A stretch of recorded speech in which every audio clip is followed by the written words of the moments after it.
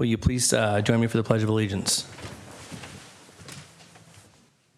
I pledge allegiance to the flag of the United States of America and to the republic for which it stands, one nation, under God, indivisible, with liberty and justice for all. Can I please have a roll call? Commissioner Silverman? Present. Commissioner Marsters? Present. Commissioner Harper-Pedersen? Vice Chair Bergman? Present. Chair Gutierrez. Present. Public comment. Public comment is limited to items not on the agenda. The commission may briefly respond to statements made or questions posed as allowed by the Brown Act. However, the commission's general policy is to refer items to staff for attention or have a matter placed on a future commission's agenda for a more comprehensive action or report. Is there someone here to speak on an item that's not on the agenda? Okay, moving along.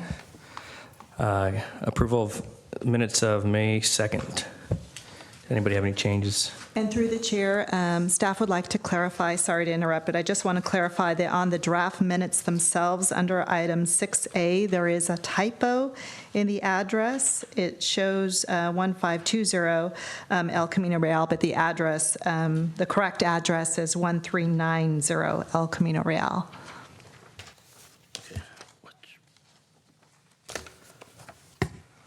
Okay. Any other corrections? The change I have for the draft minutes is under the motion. Way at the bottom, I like so it says Commissioner Silverman made a motion to approve the project with staff's modification to condition number 10 and with an additional condition to be condition number 24, that the applicant be required to conduct an RF study on the highest floor occupied by the general public, of which the results must demonstrate readings. I assume there's the word less is missing in there. Yeah. Noted. Will be corrected. Any other changes? With that, can I get a motion to approve? Move approval with the addition Second. of the word less. Can I get a roll call vote? Commissioner Silverman? A. Commissioner Marsters? Yes. Commissioner Harper-Pedersen? Yes. Vice Chair Bergman? Yes. Chair Gutierrez. Yes. So moving on to the consent calendar. Is there members of the audience that like to speak on any of the matters on the consent calendar? I understood there was one. Possibly. Or do you want to pull something from the consent calendar? I mean, you don't have to, but if you would like to, this would be the time that you would address the commission. Yeah, the emails. Yes, the email has been forwarded to the commission, and it is part of the record. Okay, go ahead. I would like to speak on it for just a second. Sure. Well, then whatever you want to yeah, speak on, so- we should pull. We would pull, right? Yeah. Pull B? It's pull A. Oh, you want to pull A? I want to pull A. And then I guess I also want to pull B, but it'll be brief. Mine will be brief too. Well, that's only that's a pretty limited consent agenda, but I move to The purpose approve. of that consent agenda. isn't it? I approve the little that is standing on the consent agenda, which is the minor amendment to November 16, 2015 Planning Commission minutes. I move approval of that. I don't know if it's an agenda anymore as much as it is a consent item, but I will move approval of that item. Second? Okay, can I get a roll call vote on that? Commissioner Marsters? Yes. Commissioner Silverman? Yes. Commissioner Harper-Pedersen? Yes. Vice Chair Bergman? Yes. And Chair Gutierrez. Yes. So then we go right into A then, right?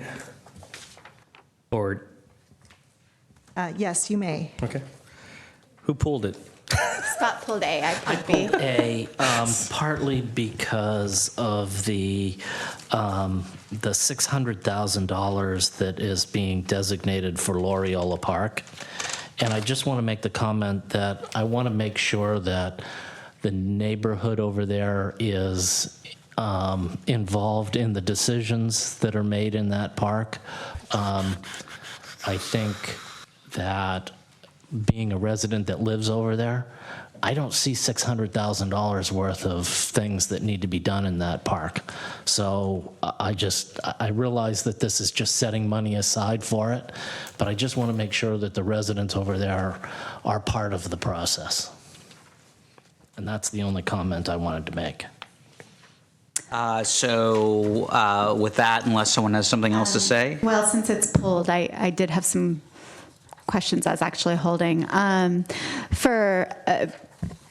Because they just didn't trigger pulling for me. I guess this question would be for Lisa or Al. I'm just curious what determines the priority and timing of the projects. I know the city council goes through a priority setting and then a study session. I just wanted to see if there was anything additional, just to understand how this list came about and why these are the projects we're seeing right now. Thank you. I'm going to ask that Grace Lee answer that question. She's Okay. here tonight. Thank you. Grace Lee is our city engineer. Hi, Grace. I don't think it's on. Press the button. Is there? It's possible that Jesse turned you off. I would never do that to you, but Jesse may have turned you off. I don't think I did. Good evening. There?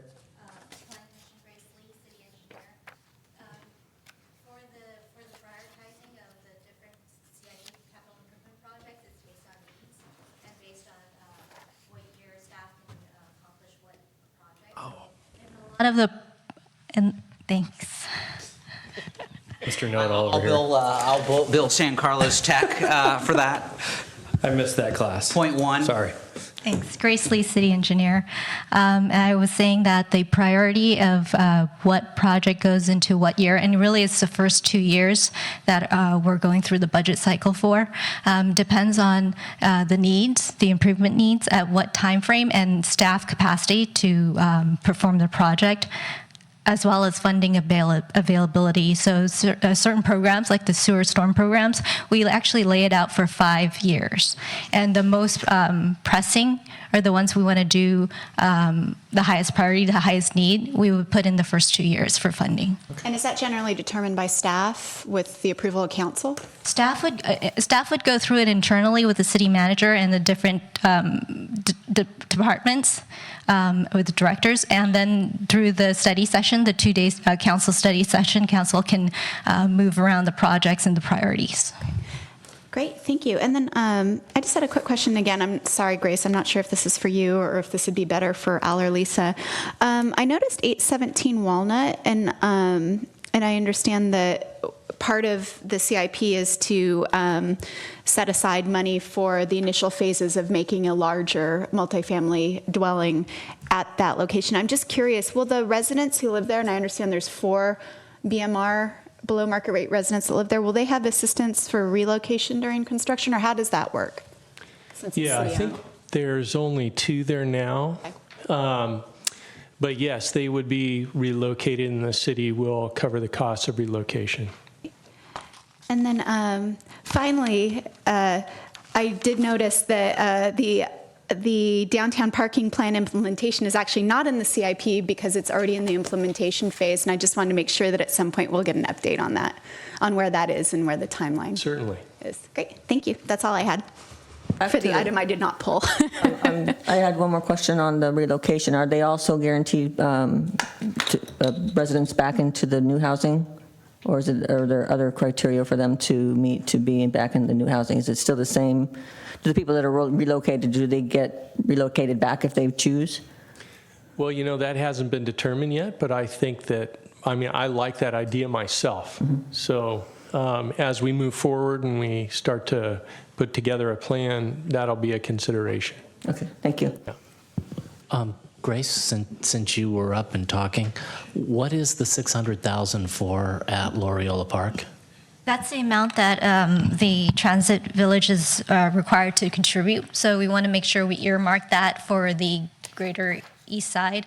And they talked about wanting to improve park improvements there. So we had, it's basically a placeholder for the Okay. Loriola Park. But that doesn't have to be spent in those 2 years? If there isn't a need in that first 2 years, can that money be rolled over into years 3 and 4? I believe believe so. I believe we don't have to return it, so we can keep the Okay. money, yeah. Okay, I just wanted to make sure that we didn't have to spend it. Okay, thank you. Thank you, Grace.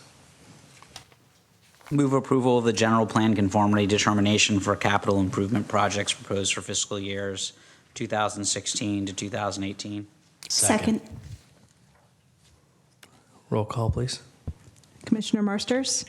Yes. Commissioner Harper Pedersen? Yes. Commissioner Silberman? A. Vice Chair Bergman? Yes. And Chair Gutierrez. Yes.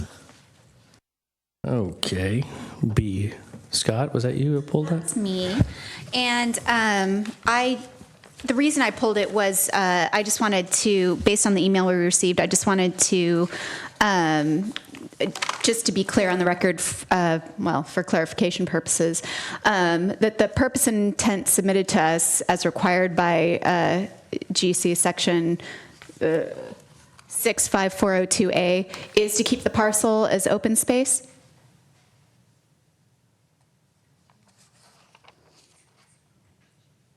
No, what's before the Planning Commission tonight is to determine whether the acquisition is consistent with the city's general plan. And it's very clearly laid out in the staff report that it is. And for the record, the council has already approved of the settlement agreement, the acquisition of the property. So then, right now, we are not under an obligation to make sure that the purpose and intent of the use of this property is for open space? No, you're not. That's Okay. not before the Planning Commission tonight. Okay. That confuses me a bit. Yeah. Just because literally I'm reading the analysis and that seems to be exactly what it says. Am I misinterpreting that? I'm looking on the top of page 2. Yes, through the chair, in response to Commissioner Harper Pedersen's question, the staff report does indicate that the purpose of the government code is to make a general plan consistency finding that the acquisition of this parcel is consistent with the general plan. And in doing so, staff indicates that the general plan's land use designation is open space, the zoning is open space, and therefore, acquiring this property as open space, designated as city open space, would be consistent with the general plan. There's also some other elements noted in the staff report about trail connectivity, open space requirements in the general plan. So overall, the acquisition in and of itself would comply with the policy guidance that's already contained in the general plan. And I think Mr. John's question had to do with whether the city would be taking action, making a statement that the designation would not change from open space to something else. There's no current plans to do that. Right, but the zoning is in fact open space already, Currently. so That it's is fine. correct. Okay. And Thank you for that. just That helps. Just to ease everyone's mind, what would it take for the designation of that land to change? A vote of 3 members of the city council? Yes, it would actually, you would have to be the first group to review it and make a recommendation to the city council, and then they would have final decision-making authority, and it would be 3 out of the 5. Okay, Yes. thank you. I move that the Planning Commission be resolved to make the finding that the acquisition of real property located to the south of Crestview Drive and in between La Mesa and Edmonds Drives, Lot Q, conforms to the City of San Carlos's general plan. A second. Roll call vote, please. Commissioner Harper Pedersen? Yes. Commissioner Marsters? Yes. Commissioner Silberman? A. Vice Chair Bergman? Yes. Chair Gutierrez. Yes. So we're done with our quick consent calendar, huh? Moving along to public hearing. Procedure for public hearing. Staff will present a report on the history, physical features, et cetera, on the application, follow with the staff's recommendation. The applicant will make a presentation. Thereafter, interested members of the community may speak on the proposal. When all interested parties have had an opportunity to be heard, the hearing will be closed and no further discussion from the floor can be held. The commission will then consider the evidence and make its recommendation. If you challenge a public hearing item in court, you may be limited to raising only those issues you or someone else raised at the public hearing described in this notice, a public notice, or in written correspondence delivered to the city and/or prior to the public hearing. Speaker should fill out a speaker's form found by the door and hand it to the recording secretary prior to addressing the commission. The speaker should come up to the microphone to speak since the meeting is being recorded. This will assist staff in preparing minutes. The first item, A, 2115 White Oak Way, PN 051-281-300, consideration of design review and protected tree removal permit request to continue to a date uncertain. Move that 7A 2115 White Oak Way be continued to a date uncertain. Second. Beat ya. You did. Roll call vote on that, please.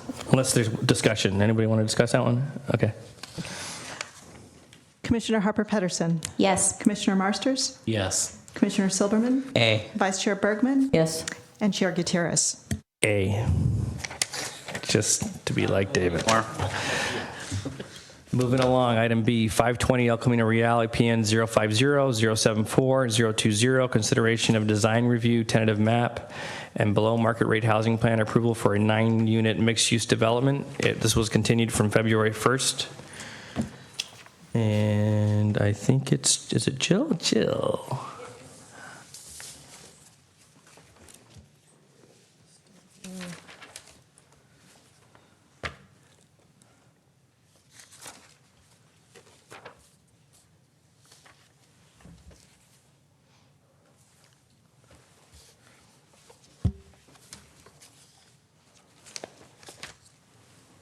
Fewer people here than last time.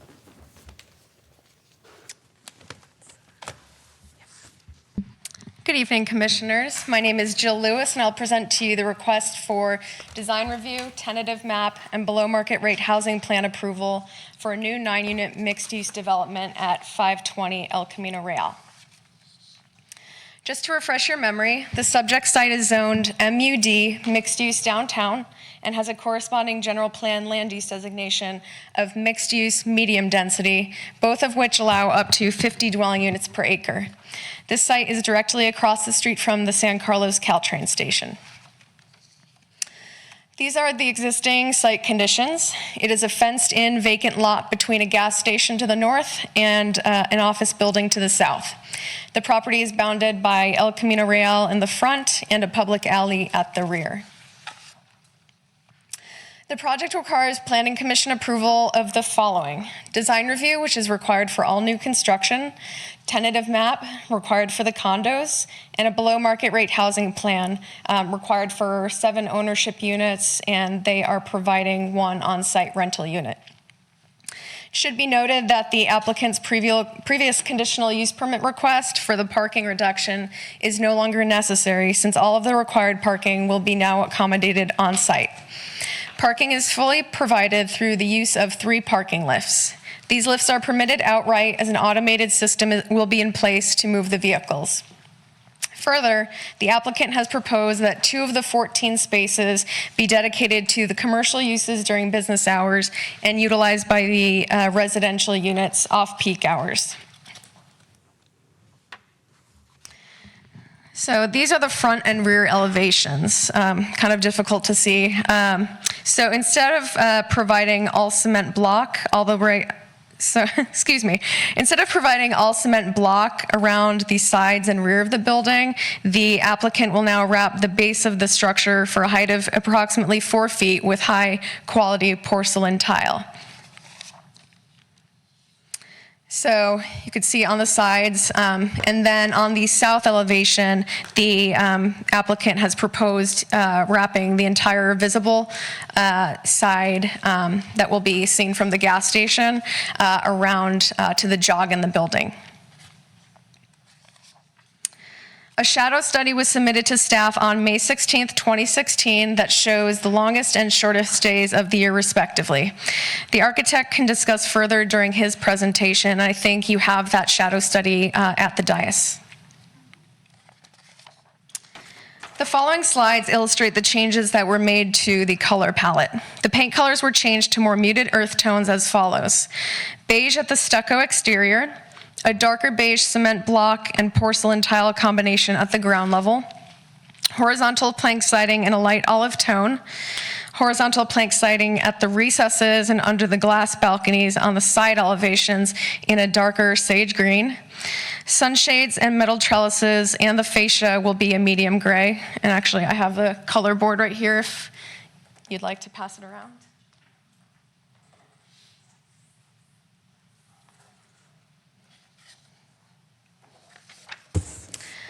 This was the south elevation that the commission saw at the February 1st hearing.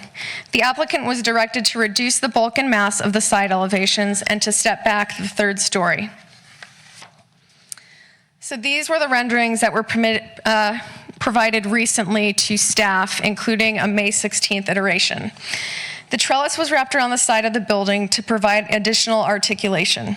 The applicant was able to drop the solid wall at the front facade so that it is now only proposed at the second floor and extends up to the third floor. Balconies were also proposed at the third floor, but due to necessary compliance with the development standards, had to be eliminated since openings within close proximity to property lines are not allowed. The revised rendering of the south elevation was provided to staff on May 16th, but needs some additional refinement in the material selection. So staff recommends that you would add the following condition, number 28, which you should also have a copy of. Here is the rendered north elevation, which was requested by the Planning Commission on February 1st, 2016. The landscape architect added an additional street tree per the Commission's direction. There are now 3 street trees instead of 2. All other landscaping remains the same, both on and off-site. Other requested entitlements include below market rate housing plan approval. The applicant has chosen to provide the below market unit for rent versus for sale. Since only 1 unit is proposed, it must be provided for and restricted to occupation by very low income households. This rental unit proposed is a 2-bedroom unit and measures 870 square feet in area and is located on the front right-hand corner of the structure on the 3rd floor. This is comparable to other units within the building. As part of the rental agreement, the city may only approve a proposal to rent the unit in exchange for 1 incentive. So because the applicant is now providing all required parking on site, it makes sense to request the financial assistance clause. The housing administrator believes that a fee waiver for the partial unit could be considered. This will be addressed as part of the below market rate housing agreement. The applicant has also provided an application for a vesting tentative map to subdivide the property into 9 for sale condo units. One of those 9 will be a rental unit, but it's still treated as though it were a separate unit. To recap, the changes made to the project since February 1st, 2016 were the ability to accommodate all parking on site, thereby eliminating the need for a conditional use permit, reduce the bulk and mass of the side elevations, step back the 3rd story, and planted 1 additional street tree. The other items such as construction parking, commercial tenant parking, and the combining of commercial spaces have all been addressed within the draft code compliance certificate as well as the application materials. So these would be the formal motions should you choose to make them. I'm available for any questions you have for staff. Does anybody have any questions for Jill right now? Could you just give me just a little bit more information on what the financial assistance is? I mean, I have what is written here, but I just would like to hear from you, just sort of a summary, so I can understand it better. Sure. So in general, I believe the financial assistance provision applies more to basically, the interpretation has been made that the financial assistance clause in this particular case could be applied for the fee waiver for the BMR fees. I believe the partial fee, the unit count is 1.35, and so the applicant could request the 0.35 in fees that would need to be paid as the financial assistance. The delta? Correct. Thank you. Scott, you have something? Can you explain the parking? So there's 14 parking spaces. Does the BMR unit have one of those parking spaces? So, for example, eight of the units are going to be for sale and one is rental. So explain the parking. So whatever parking is required for the BMR unit would be the same as for all the other units. So it's a 2-bedroom unit, and I believe 2-bedroom BMR unit, or 2-bedroom units in general, require 1.5 spaces per unit. But if 8 of them are for sale, how do you designate 1.5 parking spaces for a BMR unit?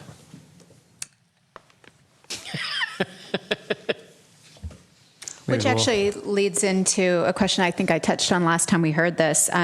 Just because most of the units will be for sale and one will be for rent, who exactly administers the rental? I mean, in the beginning, I assume it's the developer, but once the HOA is in effect, do they administer the rental? Is that right? With city oversight. Okay. That would be correct. Okay. Yeah. So the question that didn't get answered is parking. Is who decides how they get the parking? How do you create 1.5 parking spaces for a rental unit if you're selling all the others? And so obviously when you sell it, you're selling parking spaces along with the unit. So either you're giving 2 parking spaces or you're giving 1 parking space. And if you're only giving 1 to the BMR unit, how are you going to compensate for the other half a parking space? I think we're going to leave that up to the applicant to explain, probably. Yes, we would like the applicant to respond to that. So overall, the requirement, so just to recap, there is a total of 9 units. There are 14 parking spaces provided. So they're meeting the overall requirement, and as Jill touched upon, that there would be some sort of shared arrangements for the commercial spaces, because that was one of the concerns the commission had from the last meeting. So in terms of meeting the parking requirement, the project does, but we don't have the specifics on how the developer plans to assign those parking spaces in conjunction with the sale. So I think that would be best answered by the applicant. Just really quickly then, Jill, before you sit down, the the side facing El Camino, now that it's not going to have those glass balconies, it seems to have some of the same problem for me. And I guess I'm just curious what the process is to continue to work with staff to make that look better. I mean, that seems to be the side most visually seen by everybody driving through Holly, And which was of staff- our initial Yes, that's a great concerns. question, because staff completely agrees with your comments relative to that particular elevation. Staff had worked with the applicant on numerous reiterations, revisions to that particular elevation, and up until the point where we scheduled this for a hearing, it was recently discovered that the required setbacks for rooms containing windows and doors, and this is for light and air separation purposes, would require anywhere between 5 to 15 feet of additional setbacks from the property line. So we consulted with the applicant on what he would like to do if we'd want to go back and redesign, because that would present a significant change. The applicant chose to eliminate the openings. You're not required to have the openings, but they do impact the way that particular elevation reads, which is why we included condition number 28. We're asking that the applicant provide, and he may have some ideas on how he wants to do that now, but rather than design right on the fly, what we've done is added a condition where the applicant would be required to revise that elevation, provide a rendering to staff to show how that uppermost story can be further articulated prior to building permit issuance. If the commission feels strongly and would like to have that element come back to the commission, we can change that. But the applicant has otherwise met all of the requirements and was asking to be heard by the commission tonight. So we felt that this would be a good opportunity to add the condition and continue to refine that a little bit more. But that's something we could bring back to the commission if the commission prefers to see that specific detail. Yeah, I mean, I clearly see the applicant's concern and staff's concern, and it's obviously a bummer to have to remove the balconies, but I understand why, given the property line. So I don't know how the other commissioners feel about it. I guess I'm I'd just like to see it. particularly concerned about that elevation and just really want to make sure we do it right since it's just kind of in the gateway of coming into the city, but I'm open. That's probably the most important side. Yeah, I would like to see that. So just Yeah. one other little small thing. The staff report shows during the September 21st meeting, wasn't it a February 1st meeting? Yes. Oh, yeah.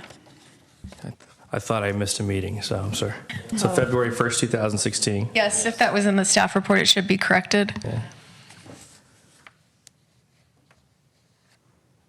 Is that for Jill? Is that it for Jill for right now? Yeah, oh, yes, thank you. So, For me. thanks, Jill. Thank you, Jill. So, I know we're going to bring the applicant up, and we're going to talk about parking. And I don't want to put the city attorney on the spot, so something for you to think about before I ask too many pointed questions.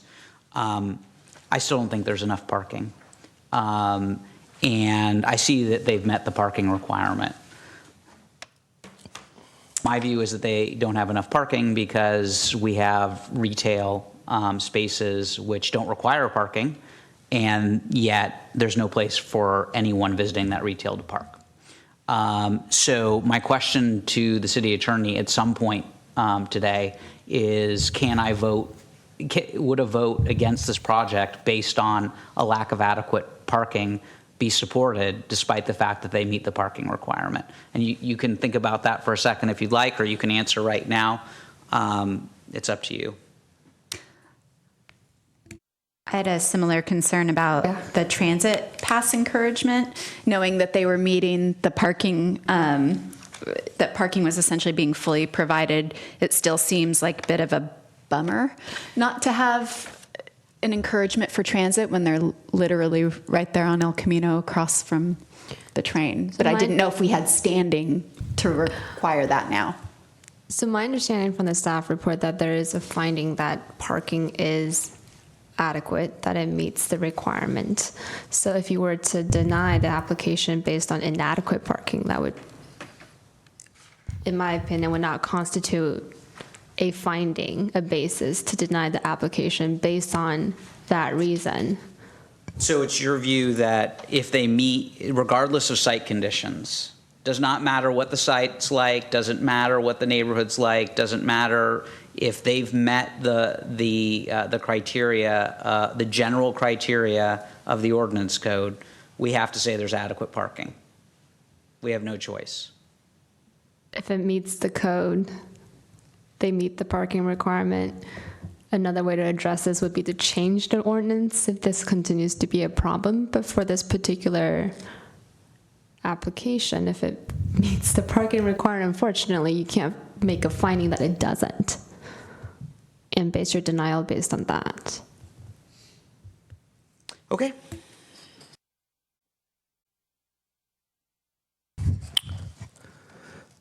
Any other questions for staff right now? Okay. Would the applicant like to do a presentation?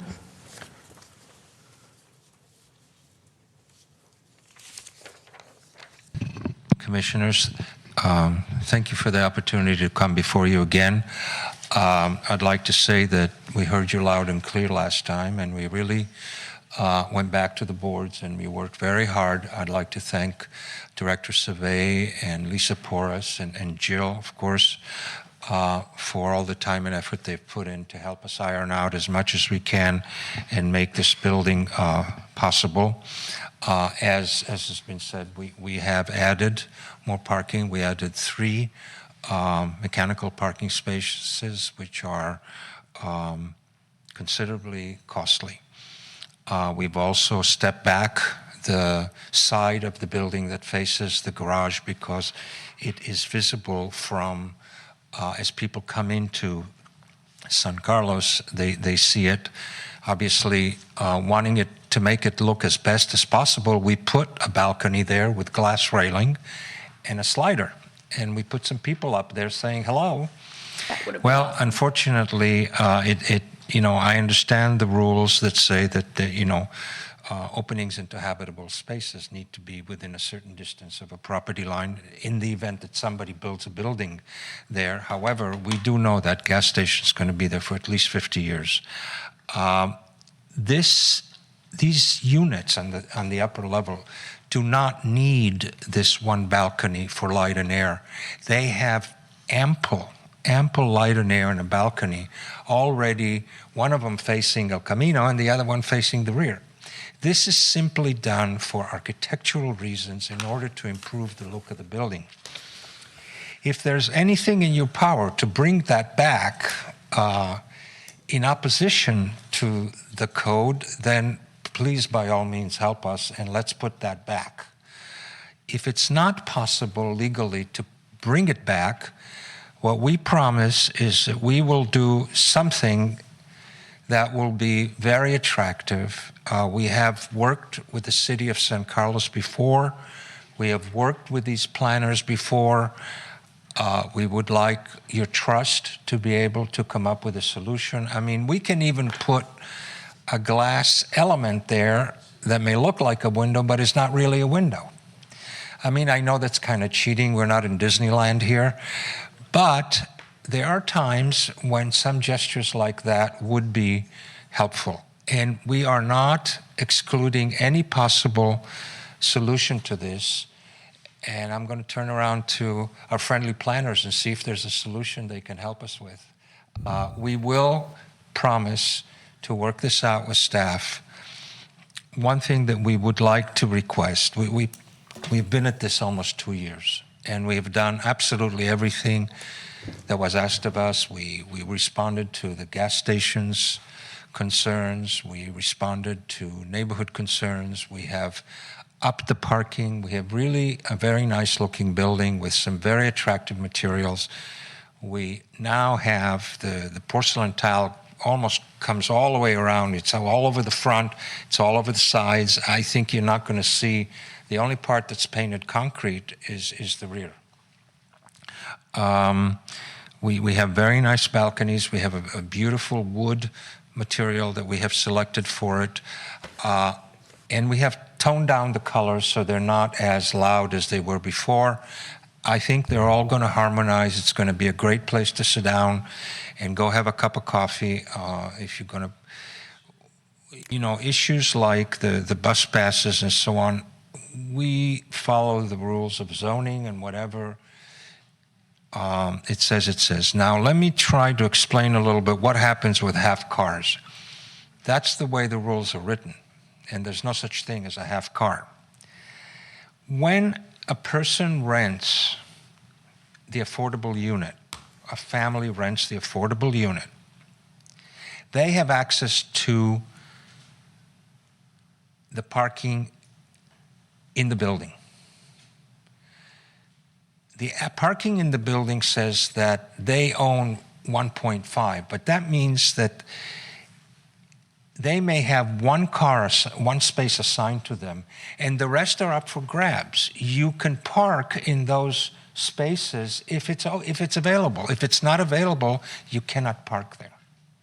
That's the way it works. When the unit, let's say the entire building got sold from the developer who's building it to a group of a homeowners association, the homeowners association would be obligated to do exactly the same thing. And the people who live in the affordable unit would be treated no differently than anybody else, in the sense they would have one assigned space. Number 3 is yours, but available parking spaces can be used by other members of the family or visitors.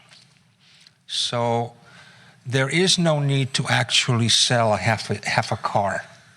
Is what I'm saying. It's the entire parking facility belongs to the homeowners association, with one person owning a specific, and that's how I have seen it dealt with in other projects. As I said, we do a lot of these. This is one of our specialties. We currently have 6 of them in different parts of the Bay Area. And that's how you solve the problem. For sure, the people in the affordable unit will not be impacted by this in any other way. Regarding the additional parking, as I said, we have expanded the amount of parking to what's required. We are spending a substantial amount of money for the 3 additional ones. We feel that it is a very good parking ratio. We work in other cities where the parking ratios are a lot lower. Some cities don't even require them anymore, but we respect the rules as they are given to us. And what I would like to request is, given the effort that we've put into this and the effort that the planning department has put into this, we would like for you to trust us to deal with this issue with staff at a later date, given our record with this city and the work that we have shown and the commitment that we have given to this project for the last 2 years. Can I ask some follow-up questions of staff based on the applicant's presentation?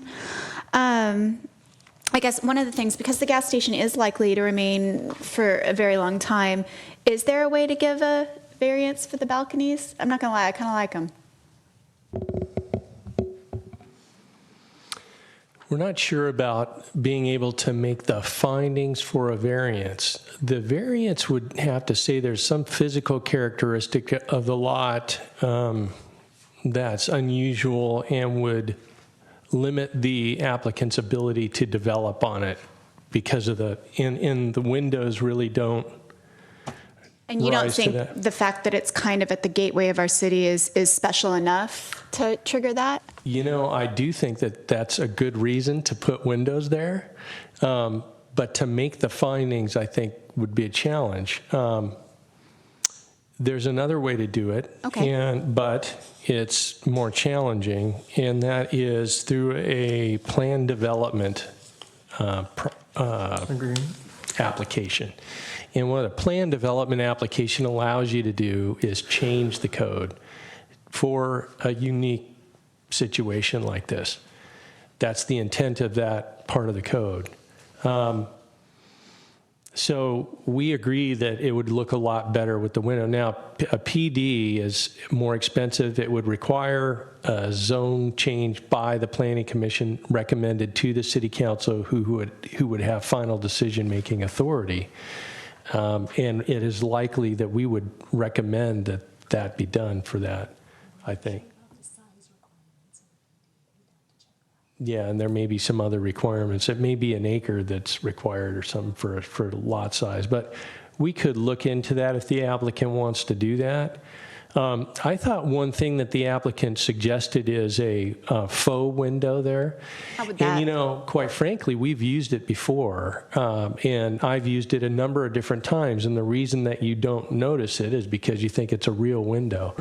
And I'll give you an example. At the San Carlos Marketplace, where the Starbucks is on the corner there, well, the back of the building, they wanted to make it a wall, and I said I didn't like that. I didn't, because it was highly visible from the roadway. So I suggested that they put in a window there, and it looks like the window to the back of Starbucks. If you take a look as you drive by, you think it's just a regular window. Now, it's tinted glass because that's the kind of glass they have on the front, if you look. And it just looks like a regular, it's framed in and everything, and it looks like a real window. So it fools the eye. It's not as elegant, but it's one option that I thought was a pretty good suggestion by the architect. And there's probably a number of different, a few other things that could be done to that upper part of the elevation to improve breaking up the mass there. I think that they've employed different textures, patterns, and colors And there's a sort of a long linear wall area, a horizontal rather, wall area right below the sunscreen there that's problematic. Right. And it wasn't before with those windows. It really looked nice, broken up and everything. So that's really a focus that was that condition that Ms. Porras mentioned. We'd like to focus on that area and continue to try and break up that horizontal mass there.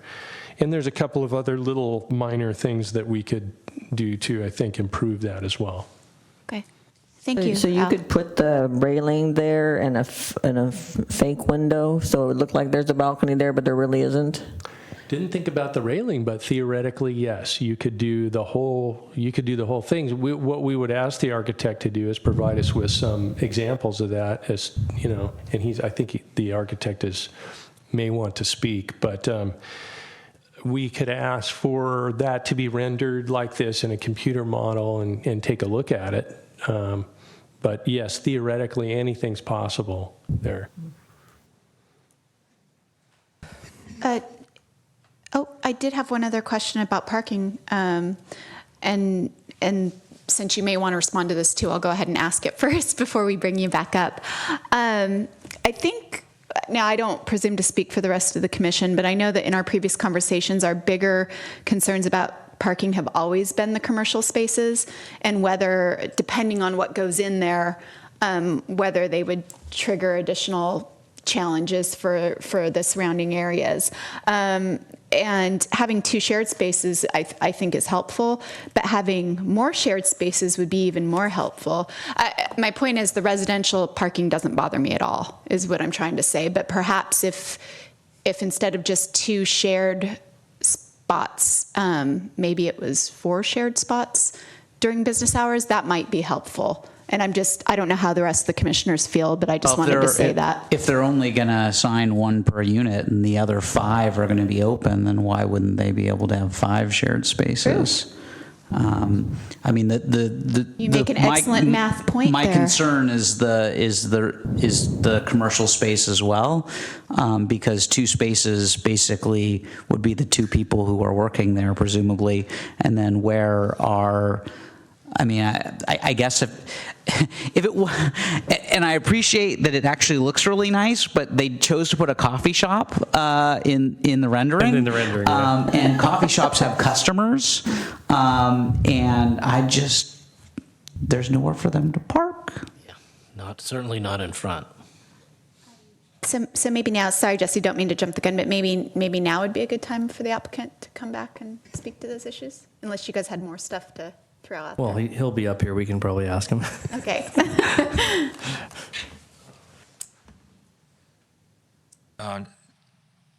Issue number 1, we are definitely willing to provide the faux window. I think it will look great. I think we will design it properly. We will render it properly. We will show it to staff, and it's going to look just great. And the moment we add the slider, we're also going to add the glass railing, because otherwise it doesn't look like a balcony. It looks like somebody could just fall off. Yes, and it's going to look exactly as in our original design with that look.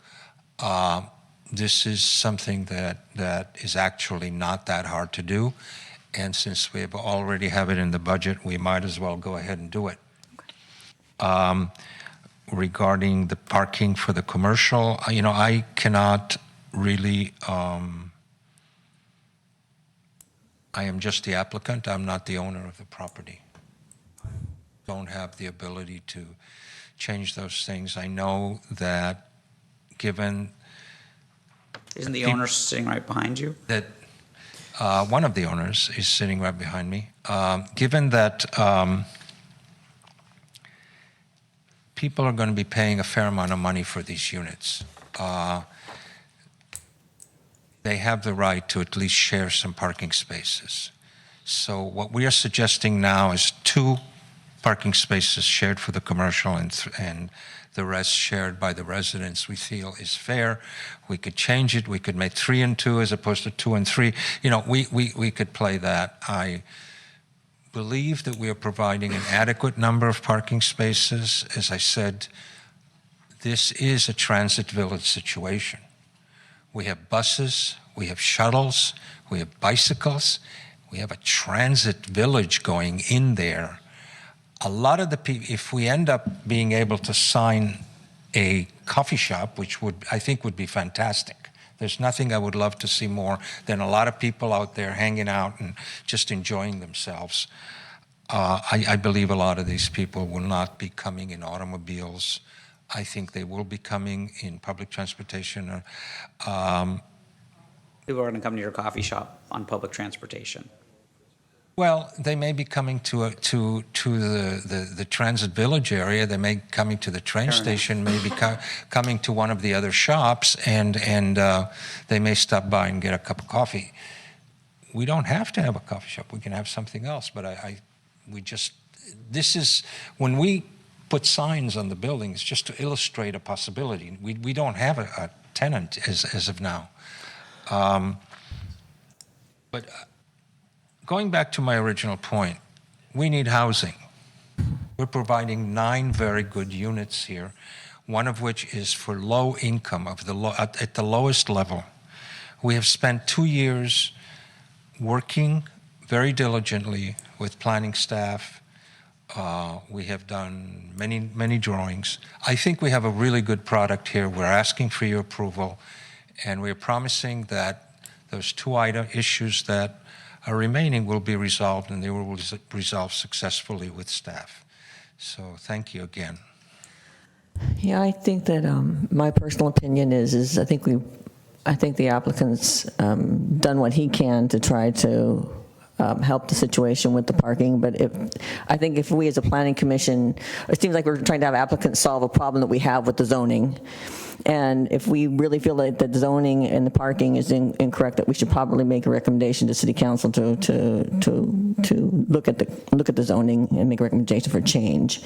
But I think that what they're doing, I think that they've made their best effort to help the situation.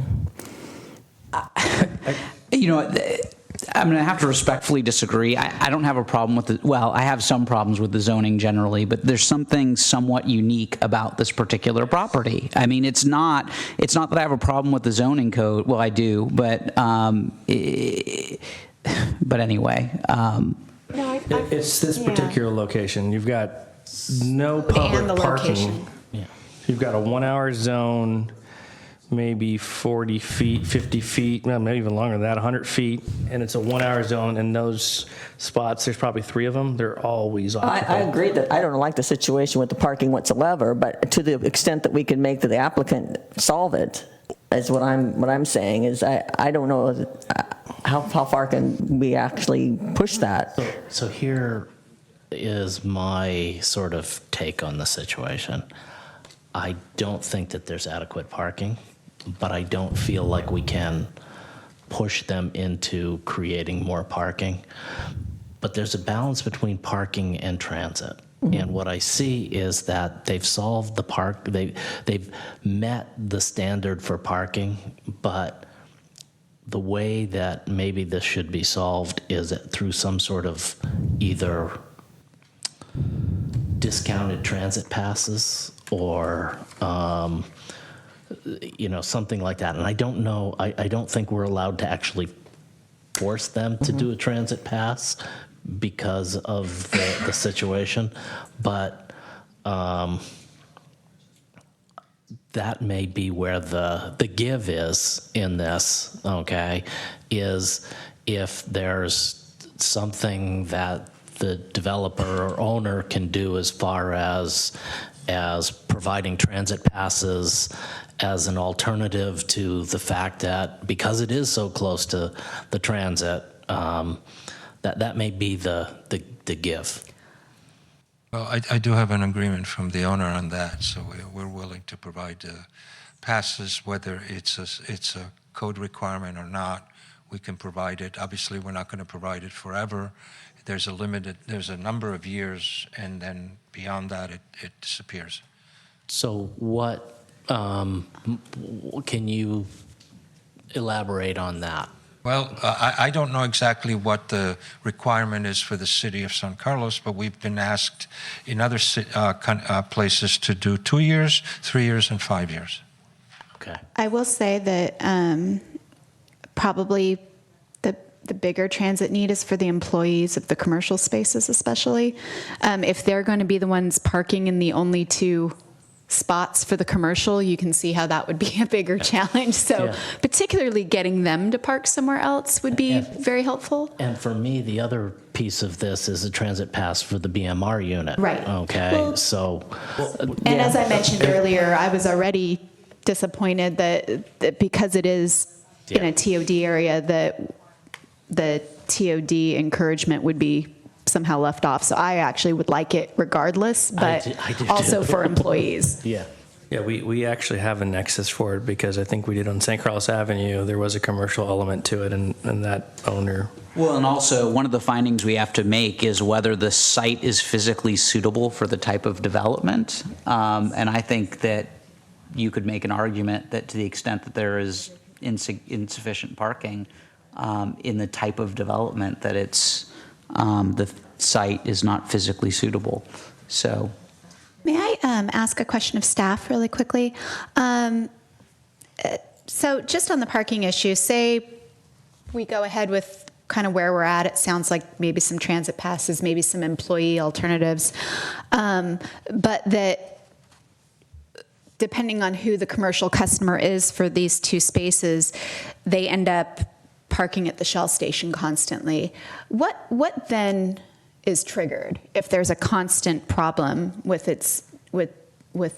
Shell being parked at, say, 5 years down the road? How does that get handled? By the commercial people, not by the residential people, because I honestly don't think that's going to be the issue.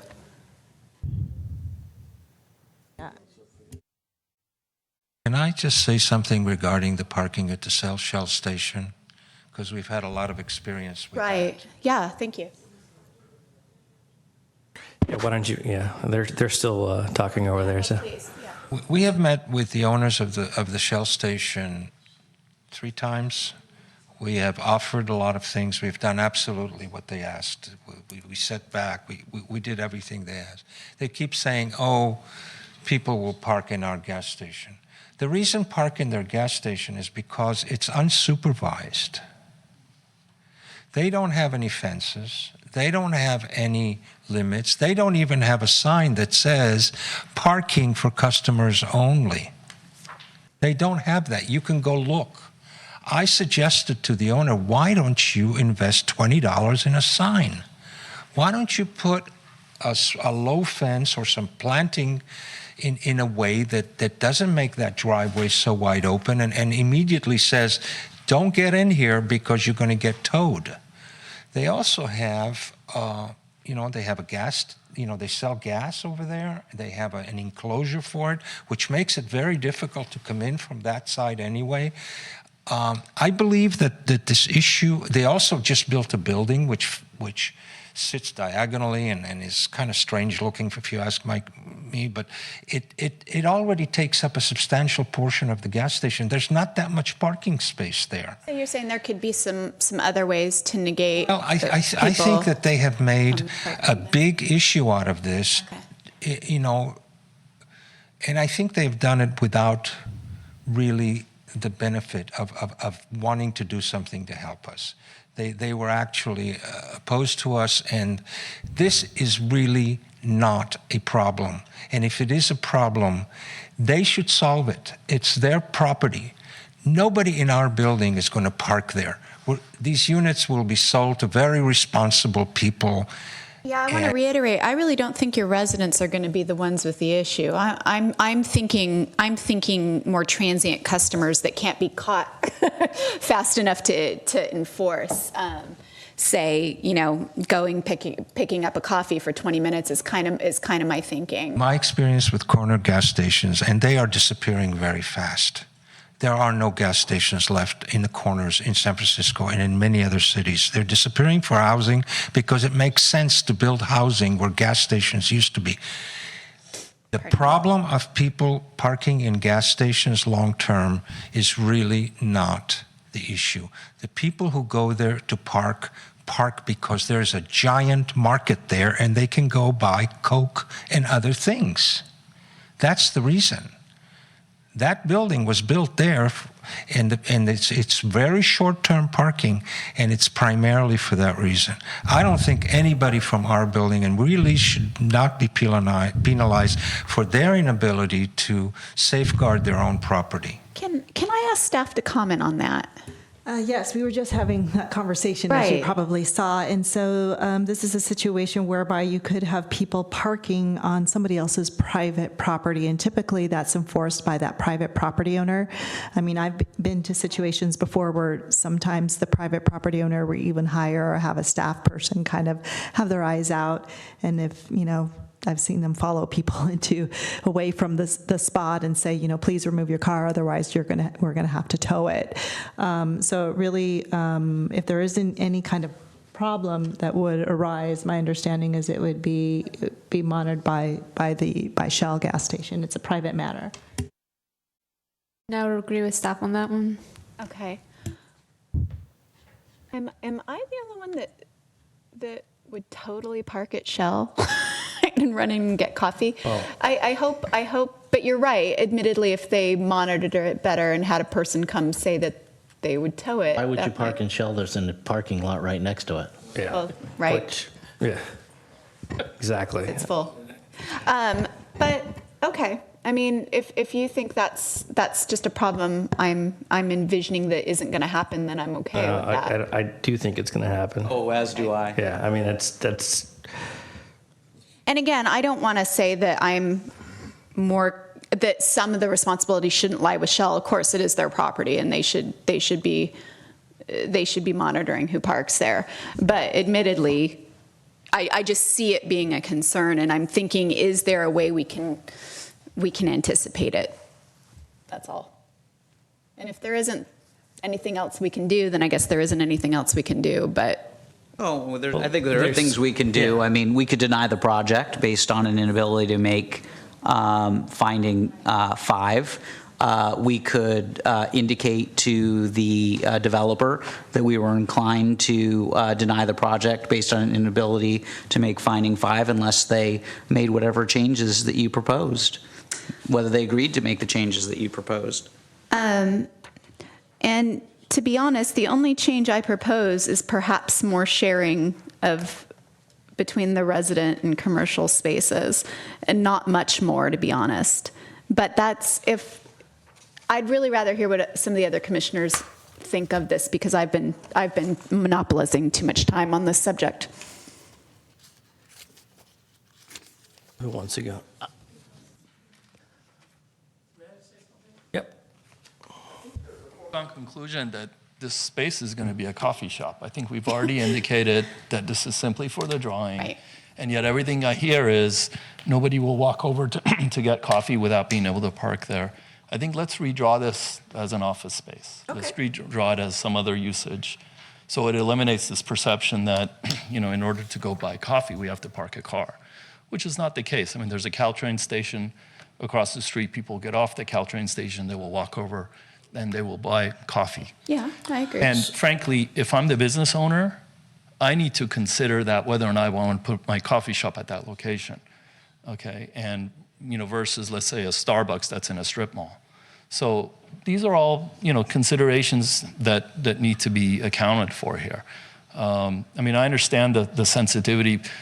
You have to understand these costs are pretty significant. Pretty soon, this is not going to happen, this development. And if you prefer the parking space that's there now or the parking lot, that's kind of where we're headed, unfortunately, because, from a dollars and cents standpoint, which at the end of the day, it has to make sense for us to develop this, pretty much rapidly deteriorating, especially with the BMR unit.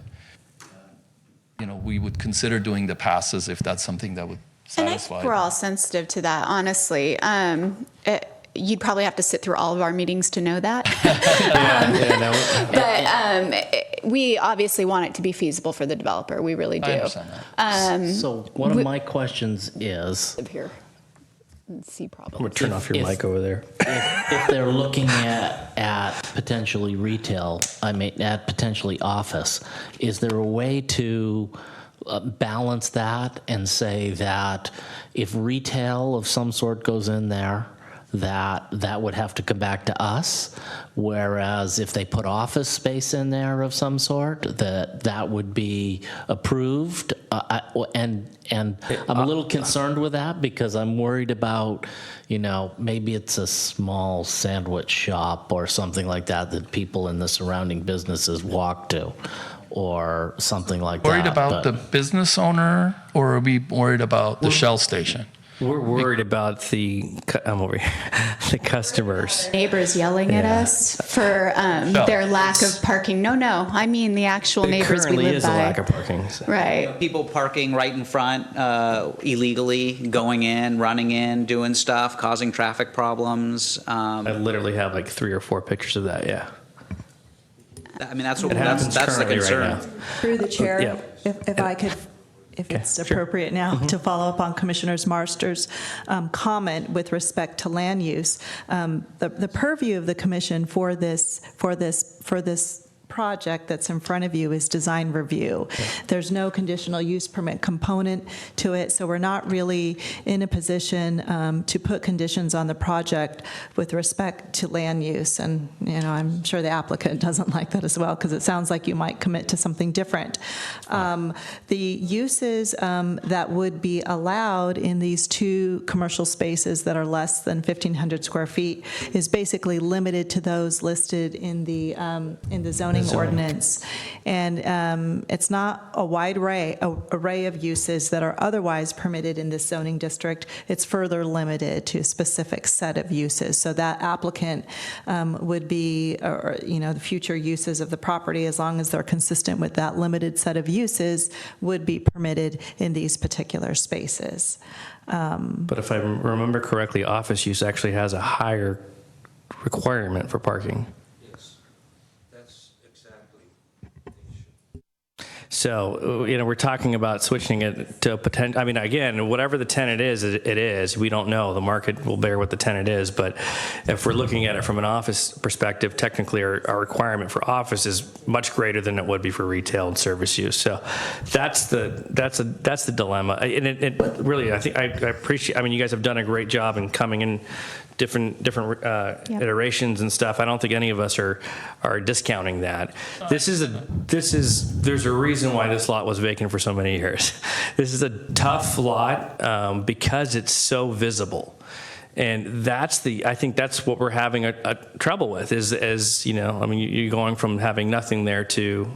But the visibility What is going about to improve uncoupled drastically. parking? What about uncoupled parking? I would agree that the visibility is much better than it is right now, and it's going to be an improvement. I think the question that we're all trying to deal with is this is a design review, and that's. That's what I'm kind of hearing from everybody. It's like one thing I like the triggers project. off. Yeah. If it was almost anywhere else, I would have approved it last time.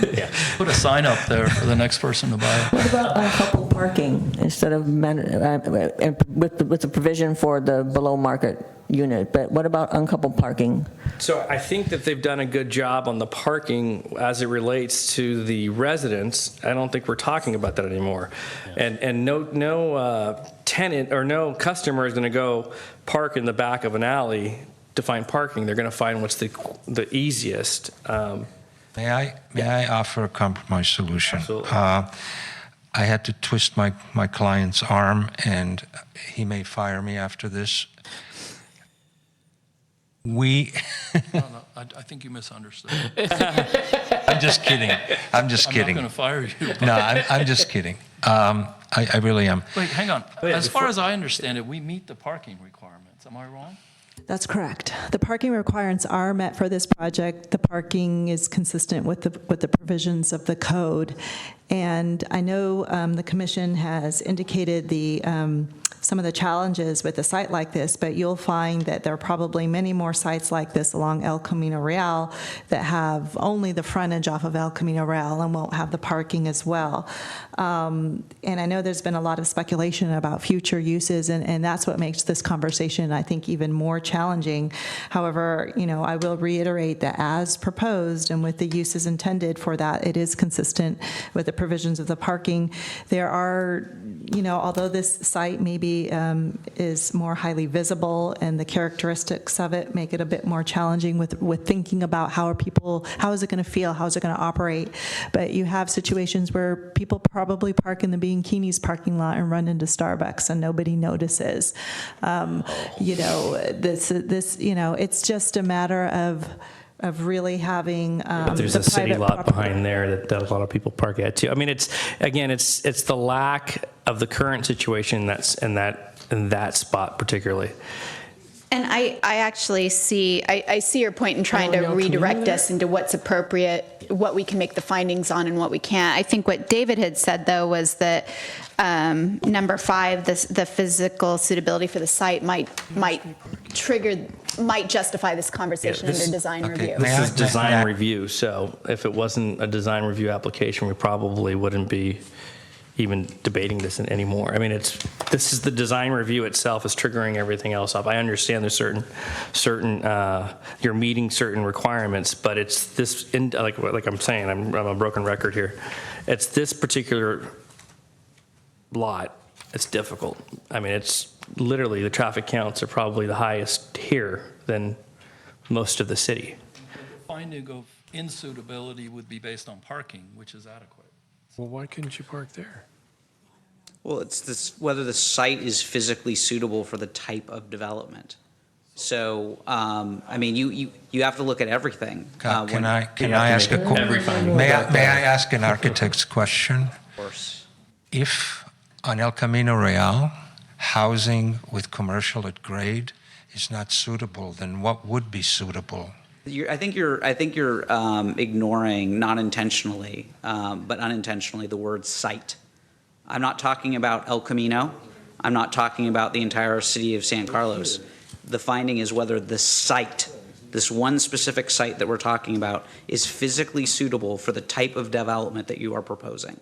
And that is my concern. But there are other sites on El Camino that are similar in size, some of them on corners and some of them in mid-block, that are severely underbuilt. Some of them have businesses that are failing, that will in time become commercial and residential buildings with parking underneath, if we are to house the number of people that we need to house in California. We need 2 million new units by 2030, and we cannot get that if it takes 2 years, and I'm being very, very frank, to get a small 9-unit project approved. We have done absolutely everything we can. If because somebody wants to break the law and park illegally in order to go buy a cup of coffee, if for that reason we deny 9 families their homes, I think we need to think about our priorities. Now, Yeah, I understand your concern. I would like to say that as difficult as this site is, it is not any different from the one next to it. The one next to it right now is a parking lot with a tiny little commercial building, and it will disappear in time and be put to use for what it really needs to be put to use, which is housing for families. And some commercial at grade in order to liven up. El Camino Real, we were told by Lisa and Jill, is part of the El Camino Real Boulevard. A boulevard such as El Camino deserves 3 and 4 and 5-story buildings. It's very wide. And all the parking will be under the buildings or on the ground level or behind or in the back. When you see an entire row of very well-designed, well-executed buildings one next to each other, you wonder why we are concerned about the gas station, which really should, from a planning standpoint, eventually go. We cannot provide any more parking. We're providing the required parking. I do not have the authority to increase the number of parking spaces, but we are providing, in addition to providing full parking, we are providing the passes, which Mr. Marsters suggested. We are going to provide additional incentives which are available under the TDM plan, such as information about available train times. We're doing that in other cities. There are many incentives that we can provide.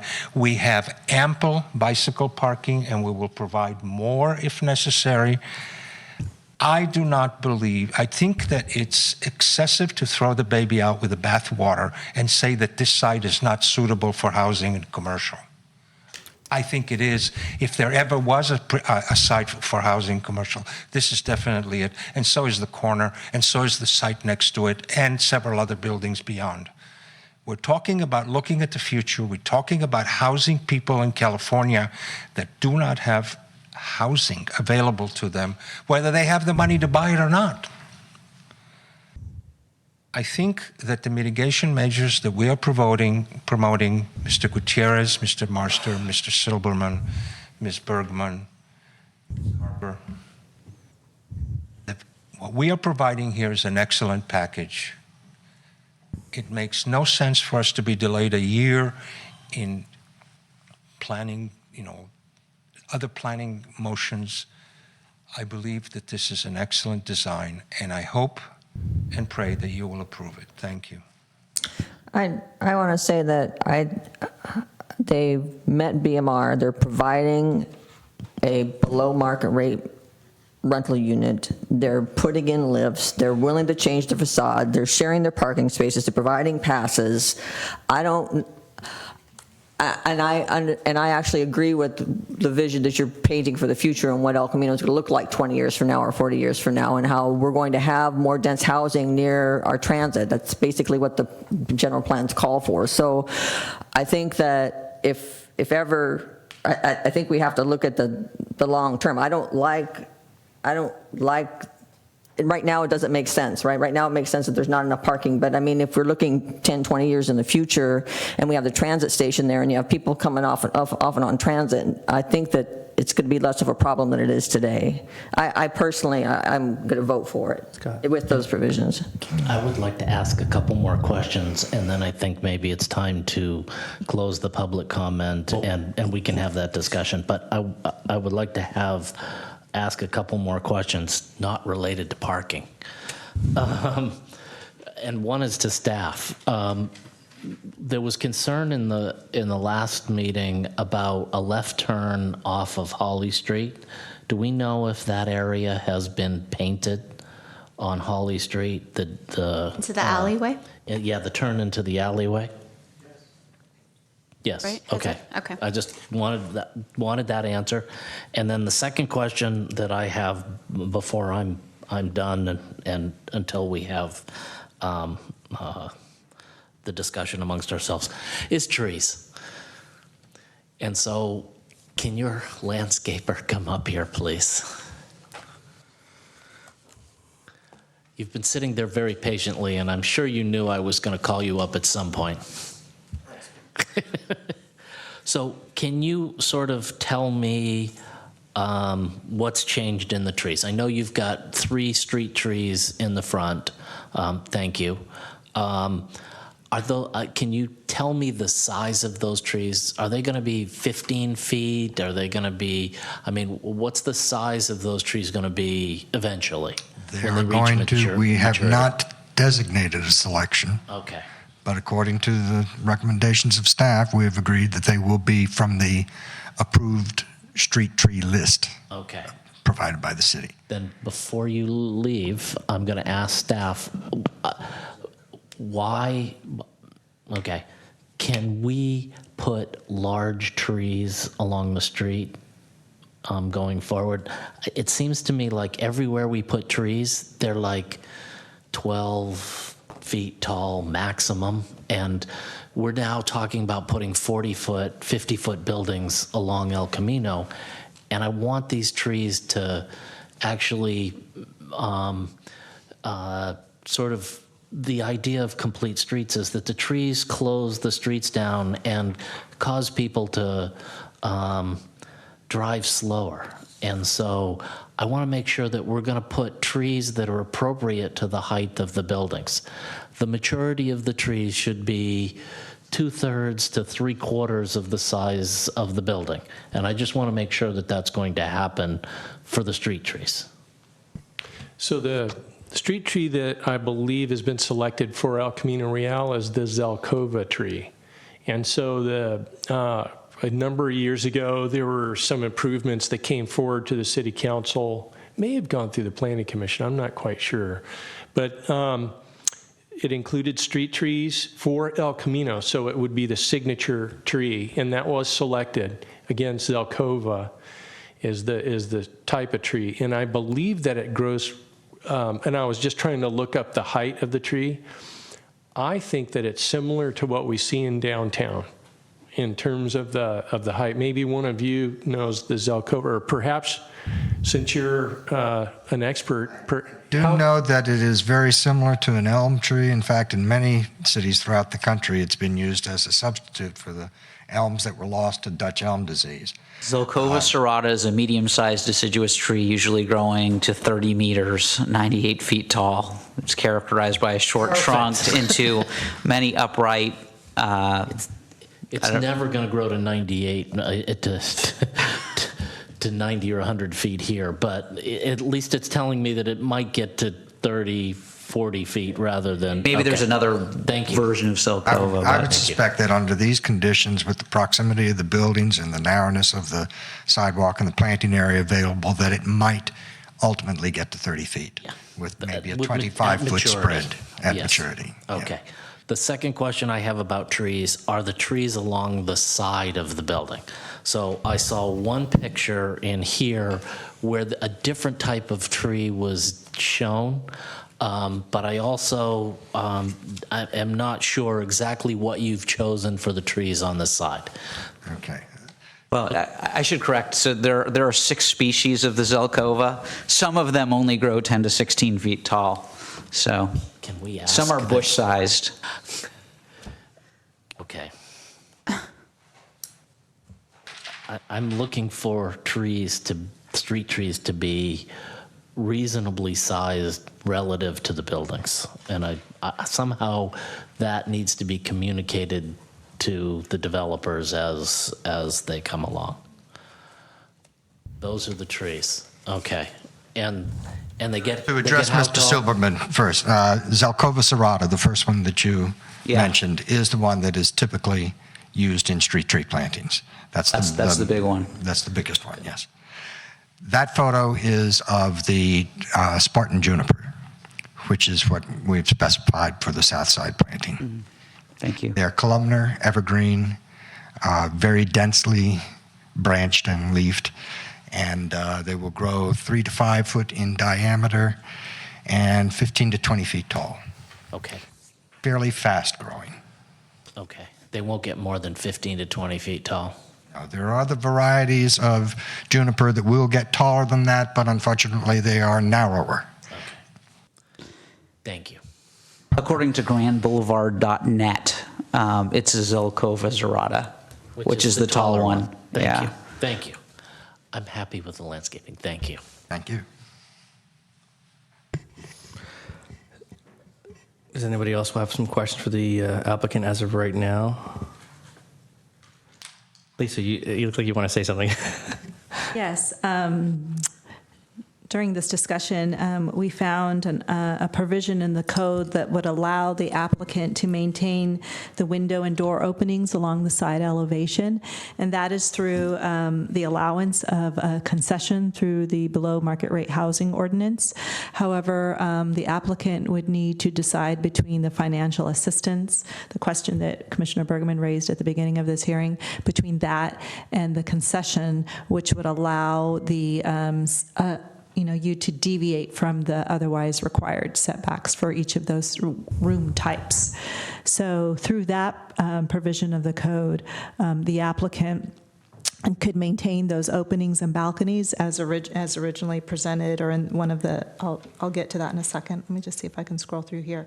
But the applicants would be able to do that, with the understanding that they would have to forego the financial assistance, which would mean they'd have to pay that partial fee at the time of building permit issuance. And that's something that could be accomplished through design review. Thank you, Lisa. I think they're talking. Dave, Scott, anybody have any further questions? I have a few questions, but I just want to see if everybody else has. The applicant mentioned his agreement to add passes, but nothing was numerically stated, and I'm wondering if we can numerically state that somewhere in the conditions. Is that appropriate? I figured that was the discussion that we would have after we close. But I think you want to get the applicant's agreement. That's why I wanted to ask that before we close public comment, to get their agreement. So I had a couple questions for the applicant.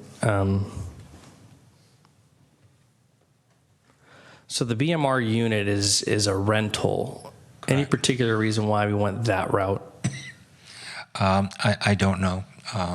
It was a decision from the owners. I don't know. Okay. And the BMR requirement, is it 45 years? I think it's 50. 50? Yeah. Okay.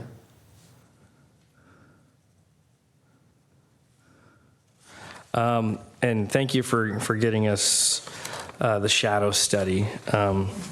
Could you talk a little bit about that? Okay.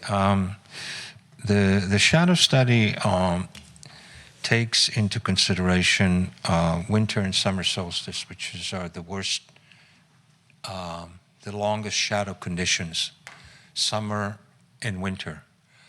As you can see, even in the worst condition, in winter, you really have very little shadow on the parking lot side, which was the area you were concerned about last time. It has some shadow coming up to a little bit the edge of the concession building of the gas station. In summer solstice, there's a little bit of shadow on the south side, which would cover maybe a half of the cars that are parked there. Most of the long shadows seem to be directed towards El Camino Real. Now, we do not have an extensive shadow study here, which would require about 2 months and substantial amount of money. But given these extremes, I believe that shadows do not pose a problem from this 3-story building. I believe that what seemed like a heavy shadow last time was that when you do these computer renderings, you take a photograph and you put in the rendering into the photograph in Photoshop. And those shadows that we saw were actually shadows from the existing trees that are currently there, but will be replaced. But I mean, this is very good news for us. Yeah, normally when we have a shadow study, it's a few times through the day. That's correct. Yeah, we simply did not have the time to go through the complete sequence, but what we have here are the worst conditions. Okay. Thank you.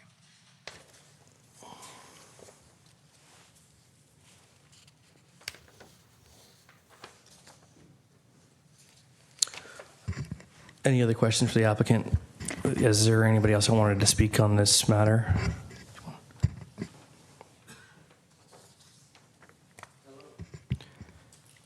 My name is Mike Bruno. I'm the owner of 567, 569 Laurel Street on the opposite side of the block where the proposed project is to be built. I spoke before you in February.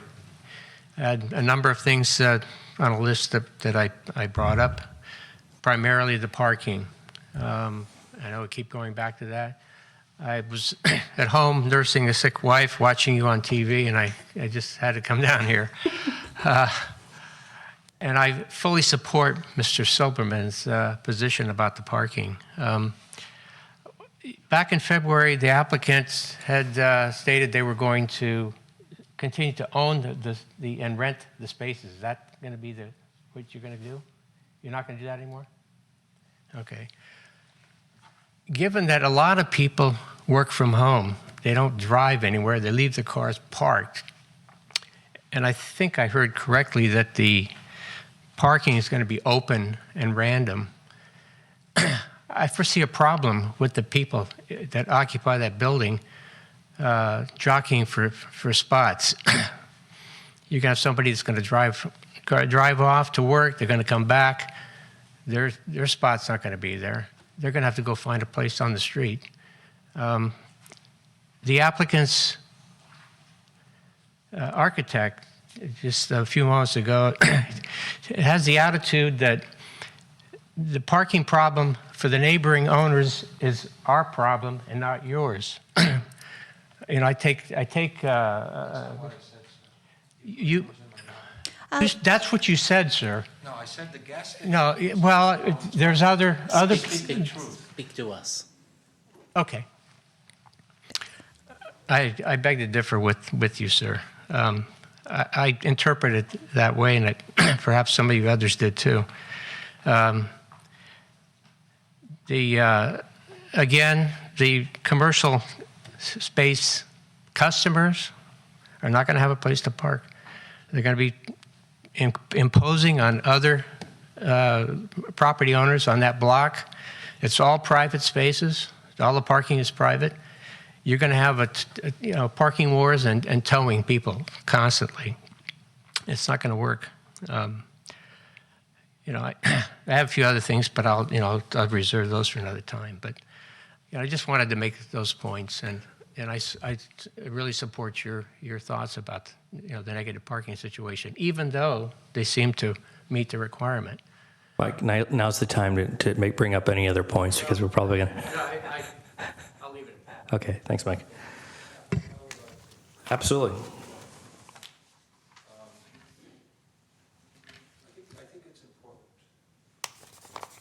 For people in neighborhoods to understand the importance of building buildings for people to live in. And parking will never be solved. But we have the right number of cars as required by the planning department and by the city of San Carlos. We are offering additional mitigations. I don't know how many cars people think would satisfy this in order to make this better. 2 cars per unit, 3 cars per unit. I don't know. It seems that every city in the Bay Area has a different idea these days, especially as we realize the importance of public transportation to our survival. Certainly, I would love to give this gentleman, and I respect him, and I'm sorry if I interrupted you, I'd like to give you 3 cars per unit, if I could. I don't have the space. But I have the need to provide enough units, 1, to make this building feasible, 2, to make a contribution to society. And, if you think, well, developers, all they care about is making money. No, we don't only care about making money. We are architects. We don't make a lot of money. But we do care about doing things. We do care a lot about doing things that are right for cities. And this is the right development. People may argue about parking spaces. The only time I said that there is a business that does not control its parking, and that's the gas station, because I know for a fact they have absolutely no sign limiting who parks there. And they could do better, and their problem would disappear if they monitored their space. I didn't say anything else about any of the other residents, any of the other members of the neighborhood, nor any of the other stores. I think this is a very well-suited site for housing and commercial. I believe it is, and it would be in any city. Thank you. Thank you. So what do you want to... I'll move to close the public hearing. Second. Roll call, please. Commissioner Harper Pedersen? Yes. Commissioner Marsters? Yes. Commissioner Silverman? Yes. Vice Chair Bergman? Yes. And Chair Gutierrez. Yes. All right, who wants to start?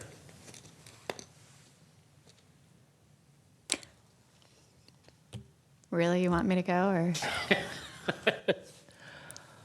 All right, why not? A couple of things. I think we really have only spoken, even though we've spoken for a very long time, we've really only spoken on two issues of contention. One was the elevation right there. Was the elevation in the glass element, and I think through the conversation with Mr. Savay and the project architect, and then now the addition of what Ms. Porras says about the code adjustment, I think we've come to something pretty close to satisfying that visual element. I have to say that with the code element, with the code adjustment that Ms. Porras suggested, I think the addition of a usable balcony would be not only beautiful, but would add value to the units. I think you'd find that the units would sell for a higher amount, so I would prefer that. And I think that certainly resolves the design issue for me. The second issue, as far as what I'll say is site feasibility / parking, I just want to say for the record that at least my issue is with the potential commercial use. It really isn't about the residential use, because I believe it is residentially fully parked and totally appropriate, especially given how close it is to transit.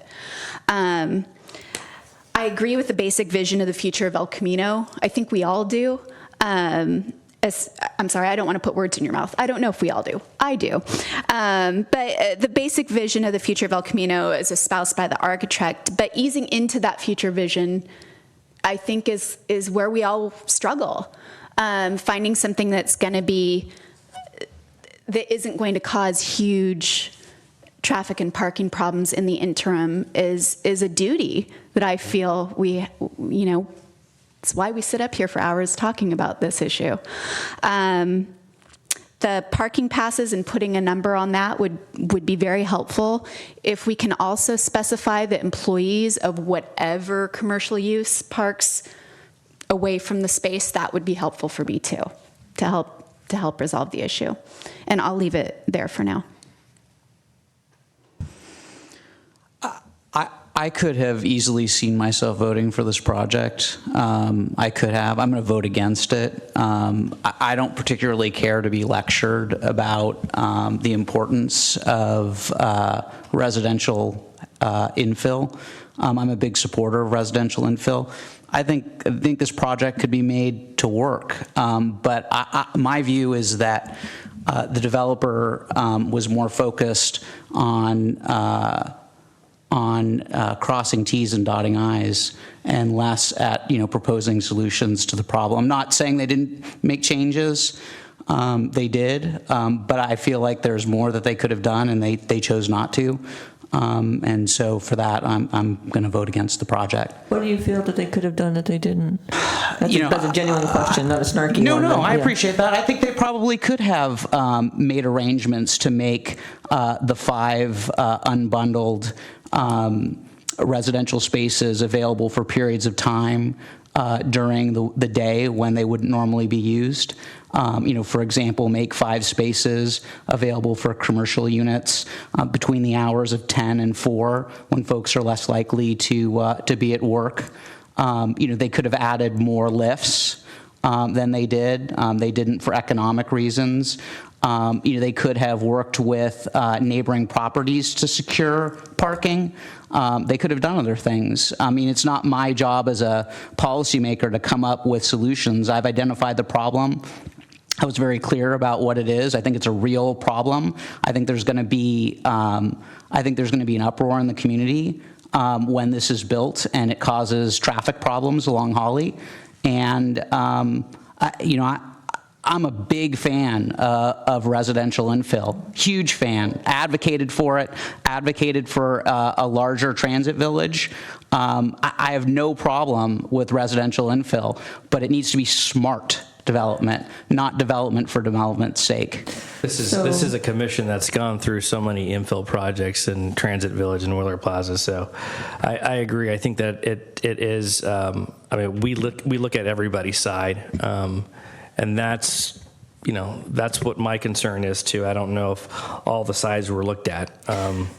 This is such a visible location, and I like the design. I wish it was smaller. But I know there's numbers behind that, so.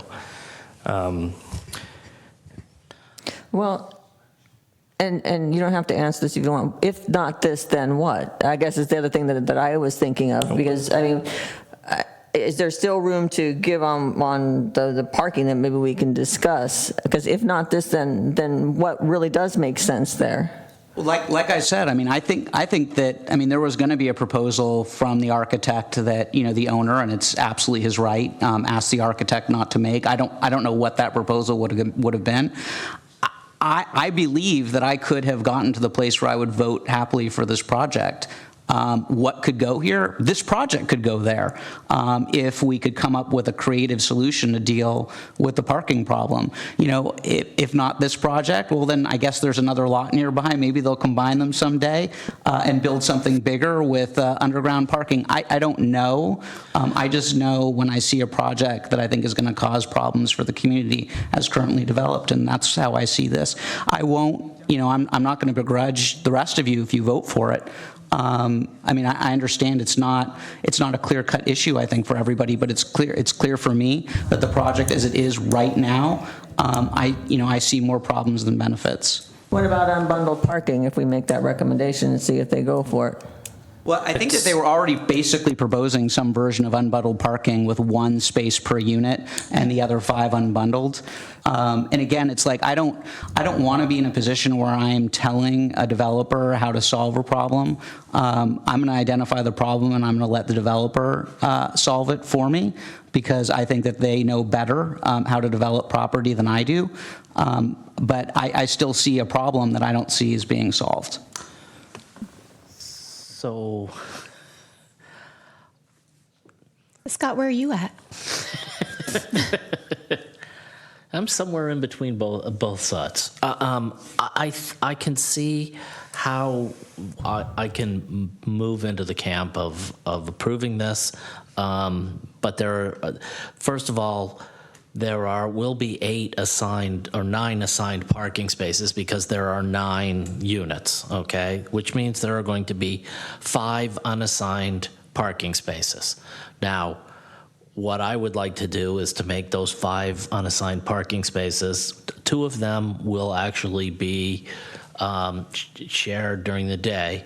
My guess is that the 3 that are not assigned, and even the ones that are not being used during the day, will actually be used by people who come in for the commercial. Whether we like it or not, we're all probably guilty at some point or another in our lives of parking in a place simply because there was a parking space available.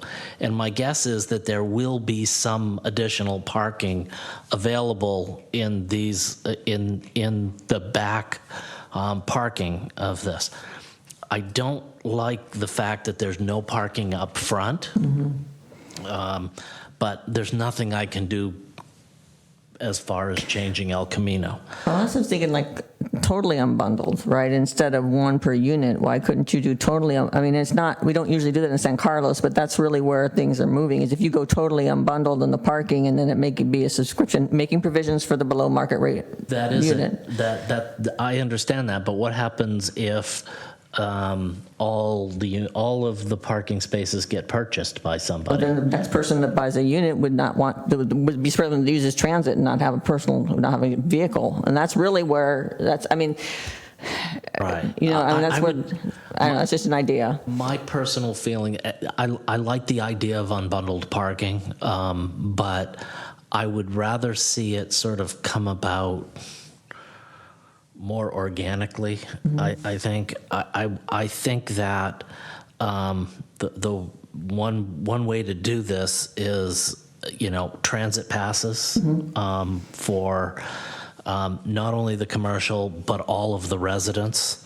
And the one thing that really, that I see is I want to make sure that there's a lifetime BM pass for the BMR unit, okay? So to me, I understand that the other Yeah, for units are going to BMR. get sold and everything, but the BMR unit, for the lifetime of the BMR unit, which could be 50 years, that needs to have you're doing a below market rate. So that, I'm almost in some ways willing to not require a parking space for the BMR unit in exchange for, and that may free up another space for commercial parking.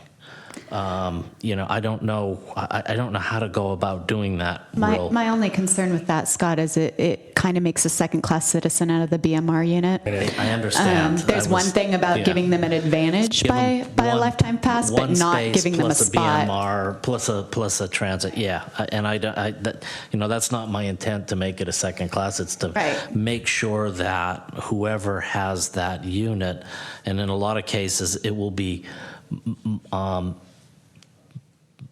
multiple members of a family working, and with only one parking spot, having a requirement for a transit pass, to me just makes sense. Well, especially consider how much money goes, the additional. Yeah, transit is such an expensive consideration for people in Bimmel Market It is. houses, yeah.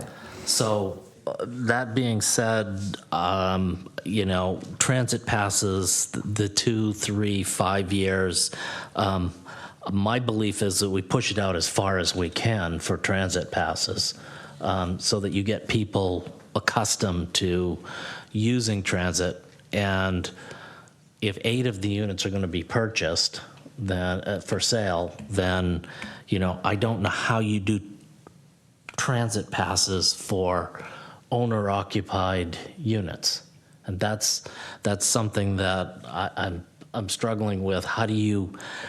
Well, there would be a management company, and the management company are responsible for handing out Okay, that makes sense. Yeah, I mean, I work with management companies all the time. They could administer it. HOA, Yeah, and there's a management it's company. like an Just associate like or a part of the Massingham. cost, Yeah. you set that up, and the money goes in there for managing transit passes for 5 years. Yeah. Okay, I can see that. So that's kind of where I am right now. Lisa, I had a quick question. Sorry, didn't mean to cut you off, Scott.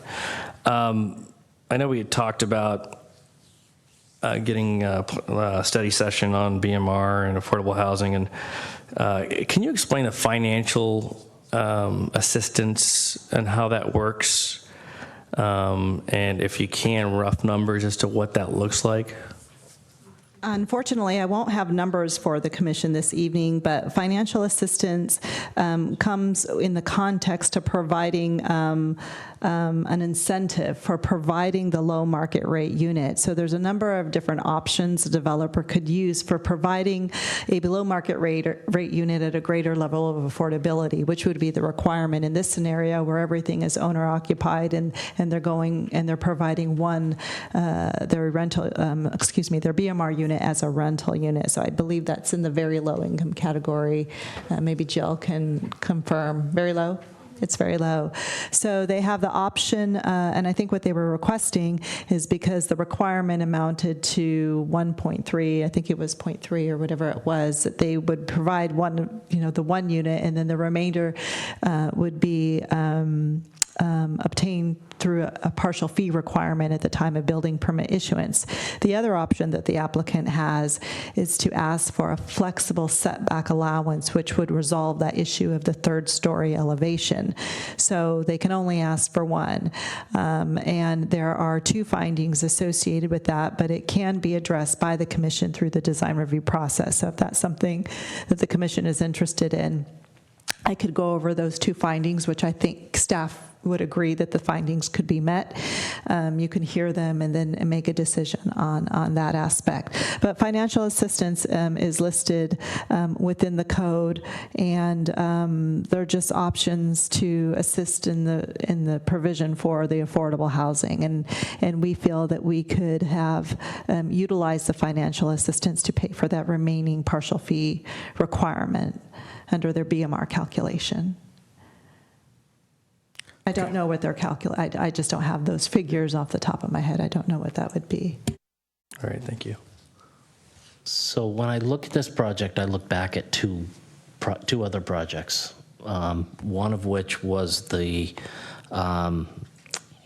was either a 5 or 6 unit building that we built on Laurel Street, or that we approved for Laurel Street, down at the south end. 900 blocks. Yeah. No, down at the way down at the Yeah, other the one end. that's just now. They just broke ground recently, actually. And and we looked at it and we said, parking. Are you talking about on Howard and Laurel? Parking way down The one across near- from the old, near the salt box. The really pretty ones? The new one that's been built. Yeah, something like that. The new one that's like 3 or 4 stories. I think that's... Yeah. I think that's 1673 Laurel Street. It's on the, I guess if you're going down Laurel, it'd be on the left-hand side? Yes. Okay. And I struggled with the parking there. But my guess is that it's going to work out. And I know that there are parking issues down there. And again, it's the same type of condition where there's one parking for everybody and then everything else is shared, okay? And there is no parking for the commercial. And I understand in that case there are actually parking spaces out front. In this case, they're providing 2 commercial spaces, at least shared spaces, inside. So that's kind of similar in the parking to something that we've approved before. And then when I look at the balconies, I'd really love to have those balconies real.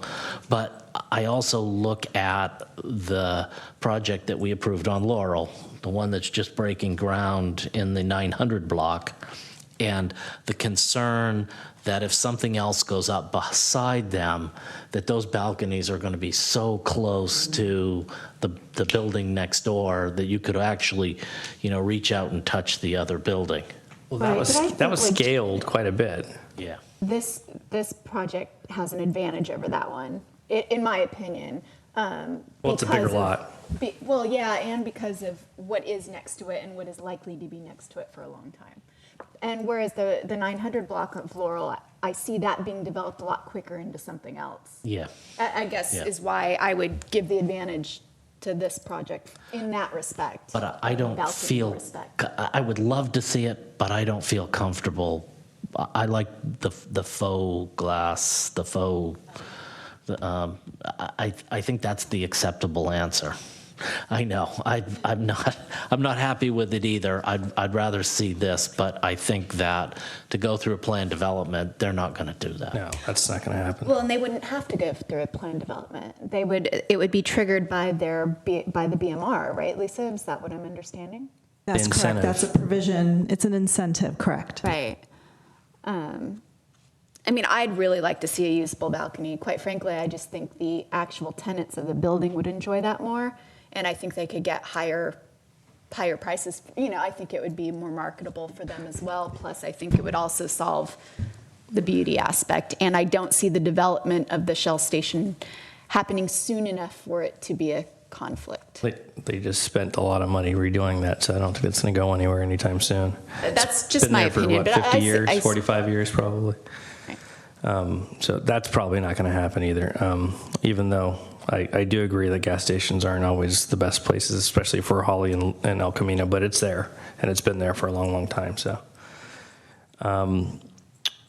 Lisa, can you explain how we might be able to get those balconies on the side and might as well just look at that and figure out where we go from here. Certainly. So the findings that the commission would need to make to to provide the incentive, which is referred to in the code as a flexible setback allowance.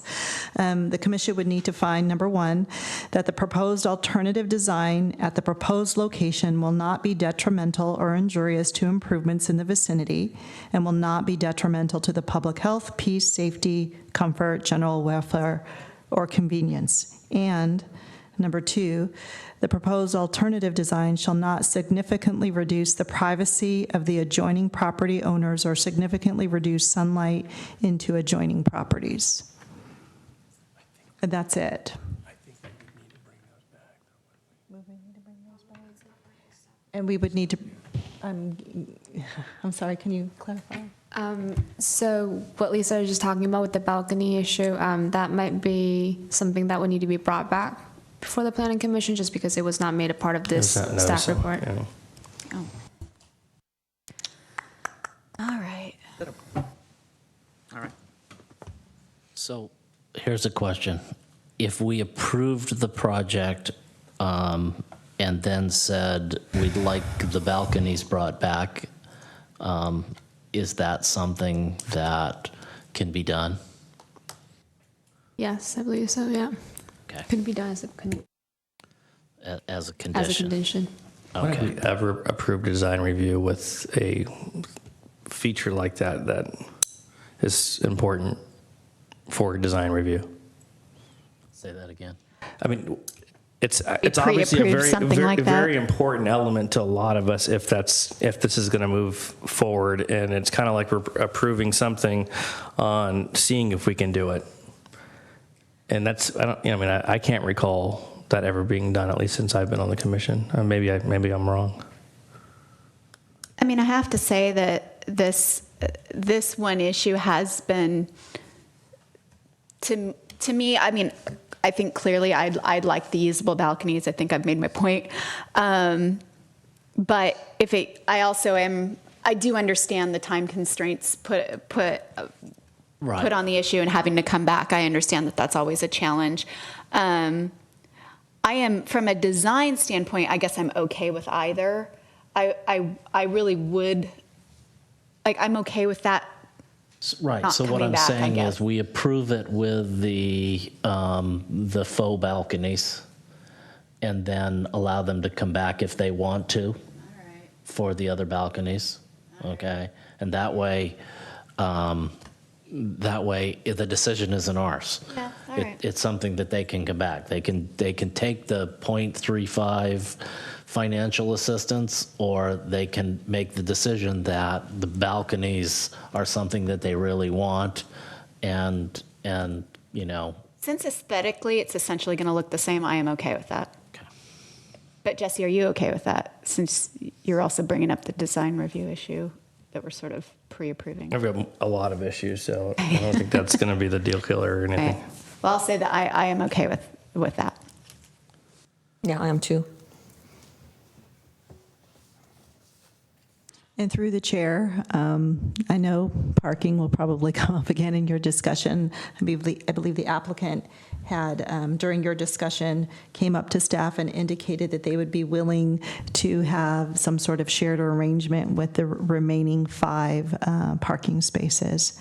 And if I haven't conveyed that correctly, I'm sure the applicant can clarify, but they would be willing to do that. That would be downright lovely to clarify for the public record. Would that make you happier?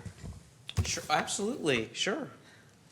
It's not going to change your vote. It could. It could? It Okay. could. Yeah. I mean, I'd like to hear exactly what it is, what the proposal is. I mean, it can come through staff. We can reopen the public hearing. I don't really, but I'd like to know what it actually is. I'd suggest we actually just reopen the public hearing because I still think that you want to get the agreement from the applicant on the transit passes anyway. I'm not going to force the issue, but if folks are willing, I'll. Yeah, I'm actually pretty strong on the transit passes for the below market rate and for in perpetuity and I mean for the length of the I think what David's trying to do is get it on the record that the developer is fine with that, so we can put that issue to bed. Is that correct? That is exactly what I was proposing. So I think to make it simpler, I'd move to reopen the public hearing. A second. Can I have a roll call vote on that? Commissioner Harper Pedersen? Yes. Commissioner Marsters? Yes. Commissioner Silverman? Yes. Vice Chair Bergman? Yes. Chair Gutierrez? Yes. So can we just get clear on what we're asking of the developer before we I'm have asking them what the come up? proposal is. Okay. Yeah. All right. Sorry, Jesse. So Lisa had mentioned that through staff, they were looking at 5 shared spaces, and so we would just want the developer to come up and talk about that. And Shannon had also talked about feeling strongly about the transit passes, as had Scott. Yes. It's now open. Thank you very much. I appreciate giving us the opportunity to be heard again.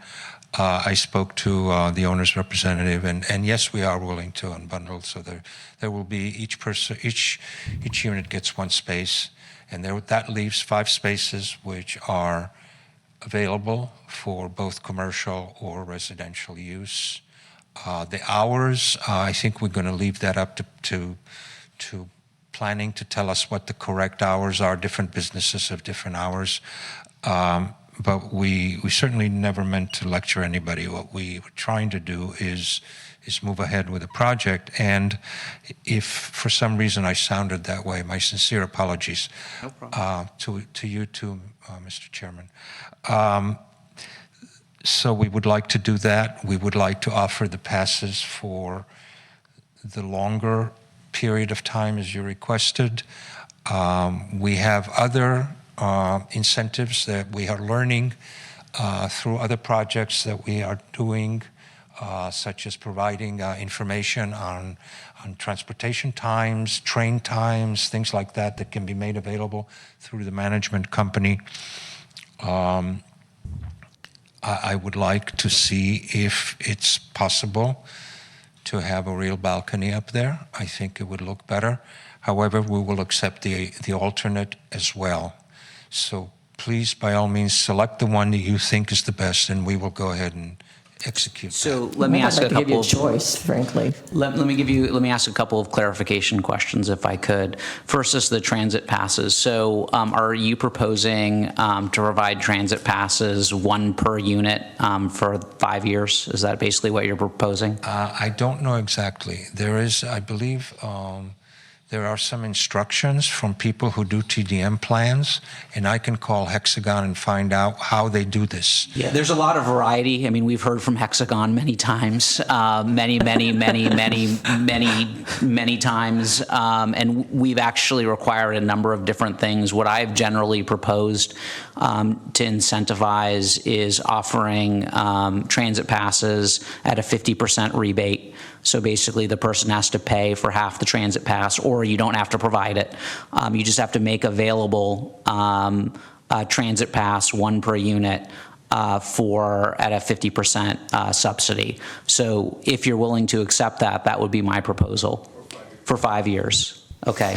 And then as far as the unbundled parking, what I'm looking for is see, I mean, and I know that this is a conceptual thing, so I have no problem if staff is willing to accept a delegation, to delegate staff to work out with you what exactly the plan is.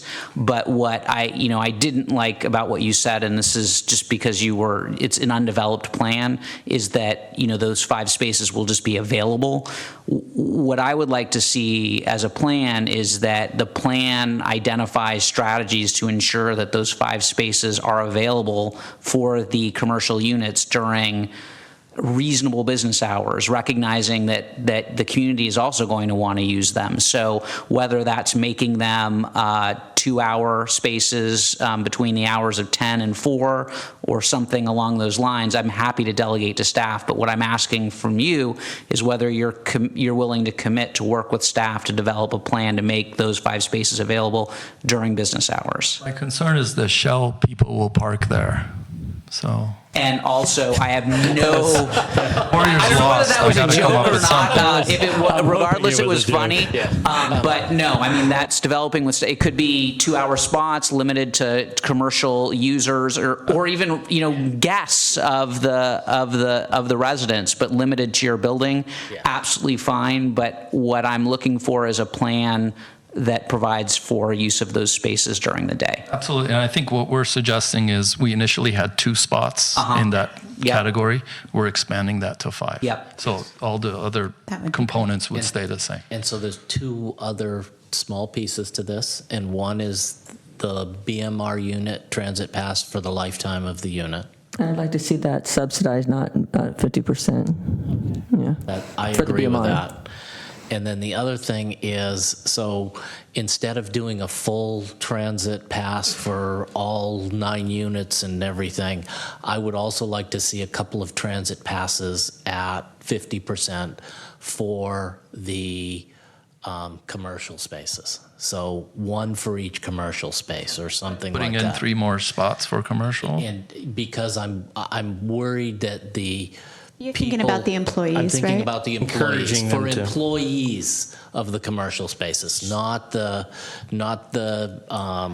customers. So let me comment. First, let me make sure I understand what you're saying so that we can get the developer's agreement if I'm correct. You're looking for, in addition to 9 subsidized, and when I say subsidized, I mean 50% Yes. subsidy.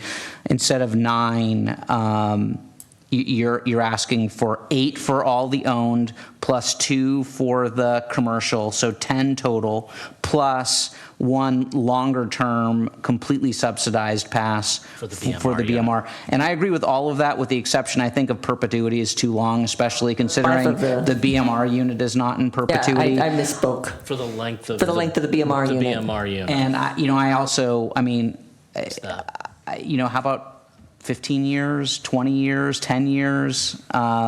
It just 50 years seems like an awfully long time to me.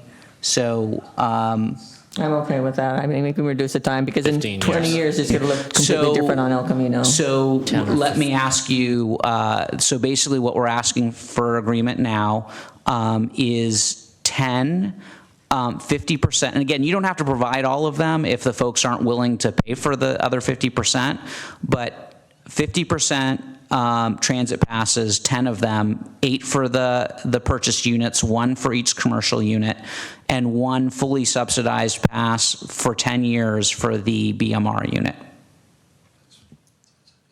Okay, thank you.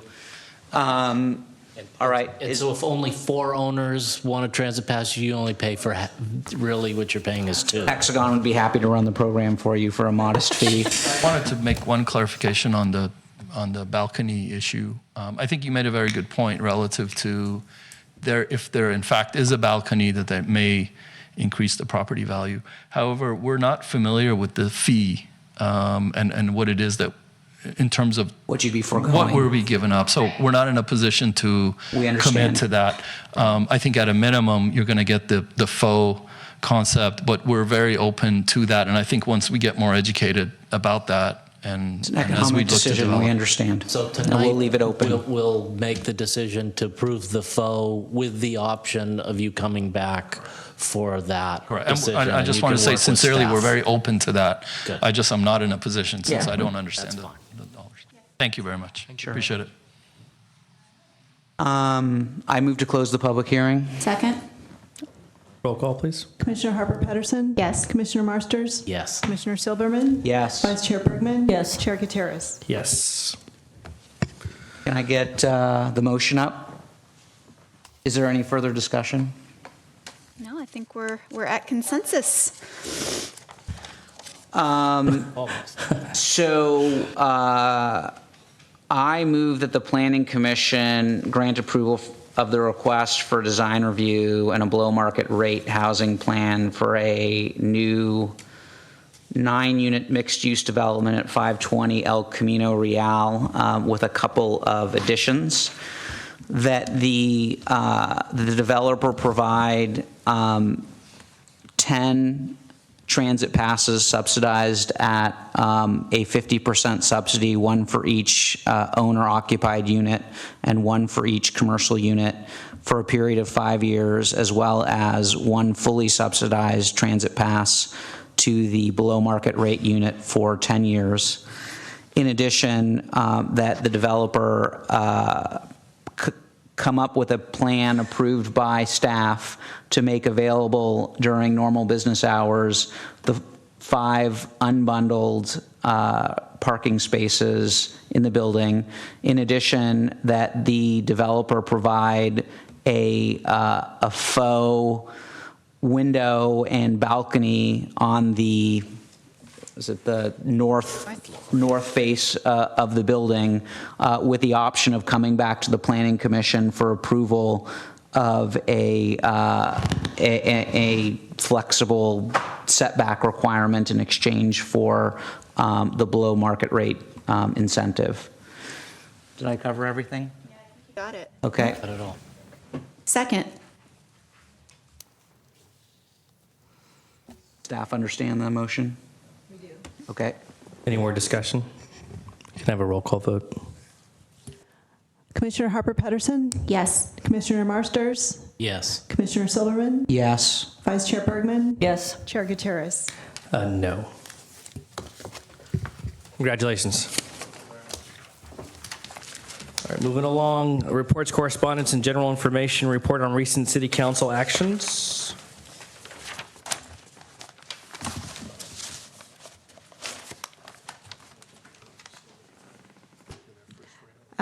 As the commission may have heard, the council has had several study sessions on the budget. And I don't know if you've had the opportunity to watch, but I think one concluded last Friday, and that was the Community Development Department's opportunity to describe to the council our budget. And I would say that our recommendations were received favorably. So that's good news. And I have no further council actions to share with the commission this evening. Planning Commission comments or reports. I have nothing. Correspondence. Planning staff comments, reports, and updates of current projects. Yes, the commission's next hearing is set for June 6th, if we can believe that it's June already. But on the agenda for June 6th, we will have a full agenda, and I'd just like to share with the commission what some of those upcoming items include. One of the items that will come back to the commission is a discussion on the formula business ordinance that was passed earlier this year. There was a provision that it returned to the city council for further review, and as part of that process, staff will be bringing that to the commission for any comments you may have that can be forwarded on to the city council for their consideration as to whether or not they're going to make this particular ordinance permanent, make modifications to it, or an alternative. In addition to the formula business ordinance, staff will be bringing forward an application concerning the 600 block of Laurel Street. This is an application to modify the ground floor facade, maybe reconfigure several commercial spaces, and add a second story consisting of just under 7,000 square foot of office space. That'll come before the commission. A small a project that this commission had not heard, it's actually was approved by a previous commission years ago, was for a project located at 2911 Appian Way. This is going to consist of the applicant's request for a reconsideration of approved colors. So that'll be before you. We may be ready. Did the commission have a question on that one? Oh, it's the first time I've heard that, but 2911 Appian Way. We used to regulate the color of buildings, and that was taken out, I think, in the most recent general plan. Is that what we're talking about? The new house design specifically had a condition that selected 2 primary colors for the house. Oh, okay. So because it was specific to a condition and the applicant wants to change it, we feel it. That was something I felt very strongly about removing when we updated the general plan. Okay. We used to be able to tell people what color your house could be painted. All right. I believe the original approval was back in 2008, some time ago. It's a large house up on the colors hill. go out pretty quickly, so. Yeah, the house just received its final, so it took some time to construct. So we'll have to bring that back to the commission for your consideration. We may be ready to bring forward one of the projects that has been selected for your consideration for the on-street dining program.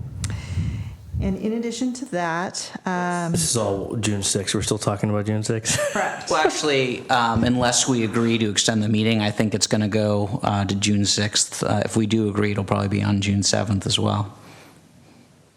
That was a joke. Sorry.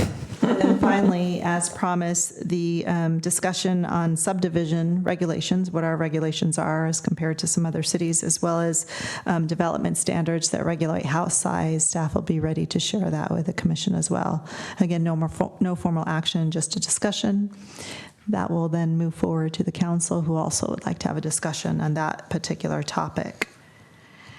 And then, just to reiterate, the commission may have received, had an opportunity to review my email earlier today, but the Meridian 25 project is ready to come before the commission for your consideration for several entitlements.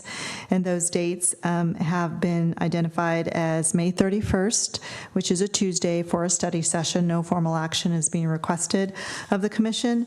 And then June 15th for formal action. And I just wanted to reiterate to the commission that we worked really hard to try and pick an alternative date.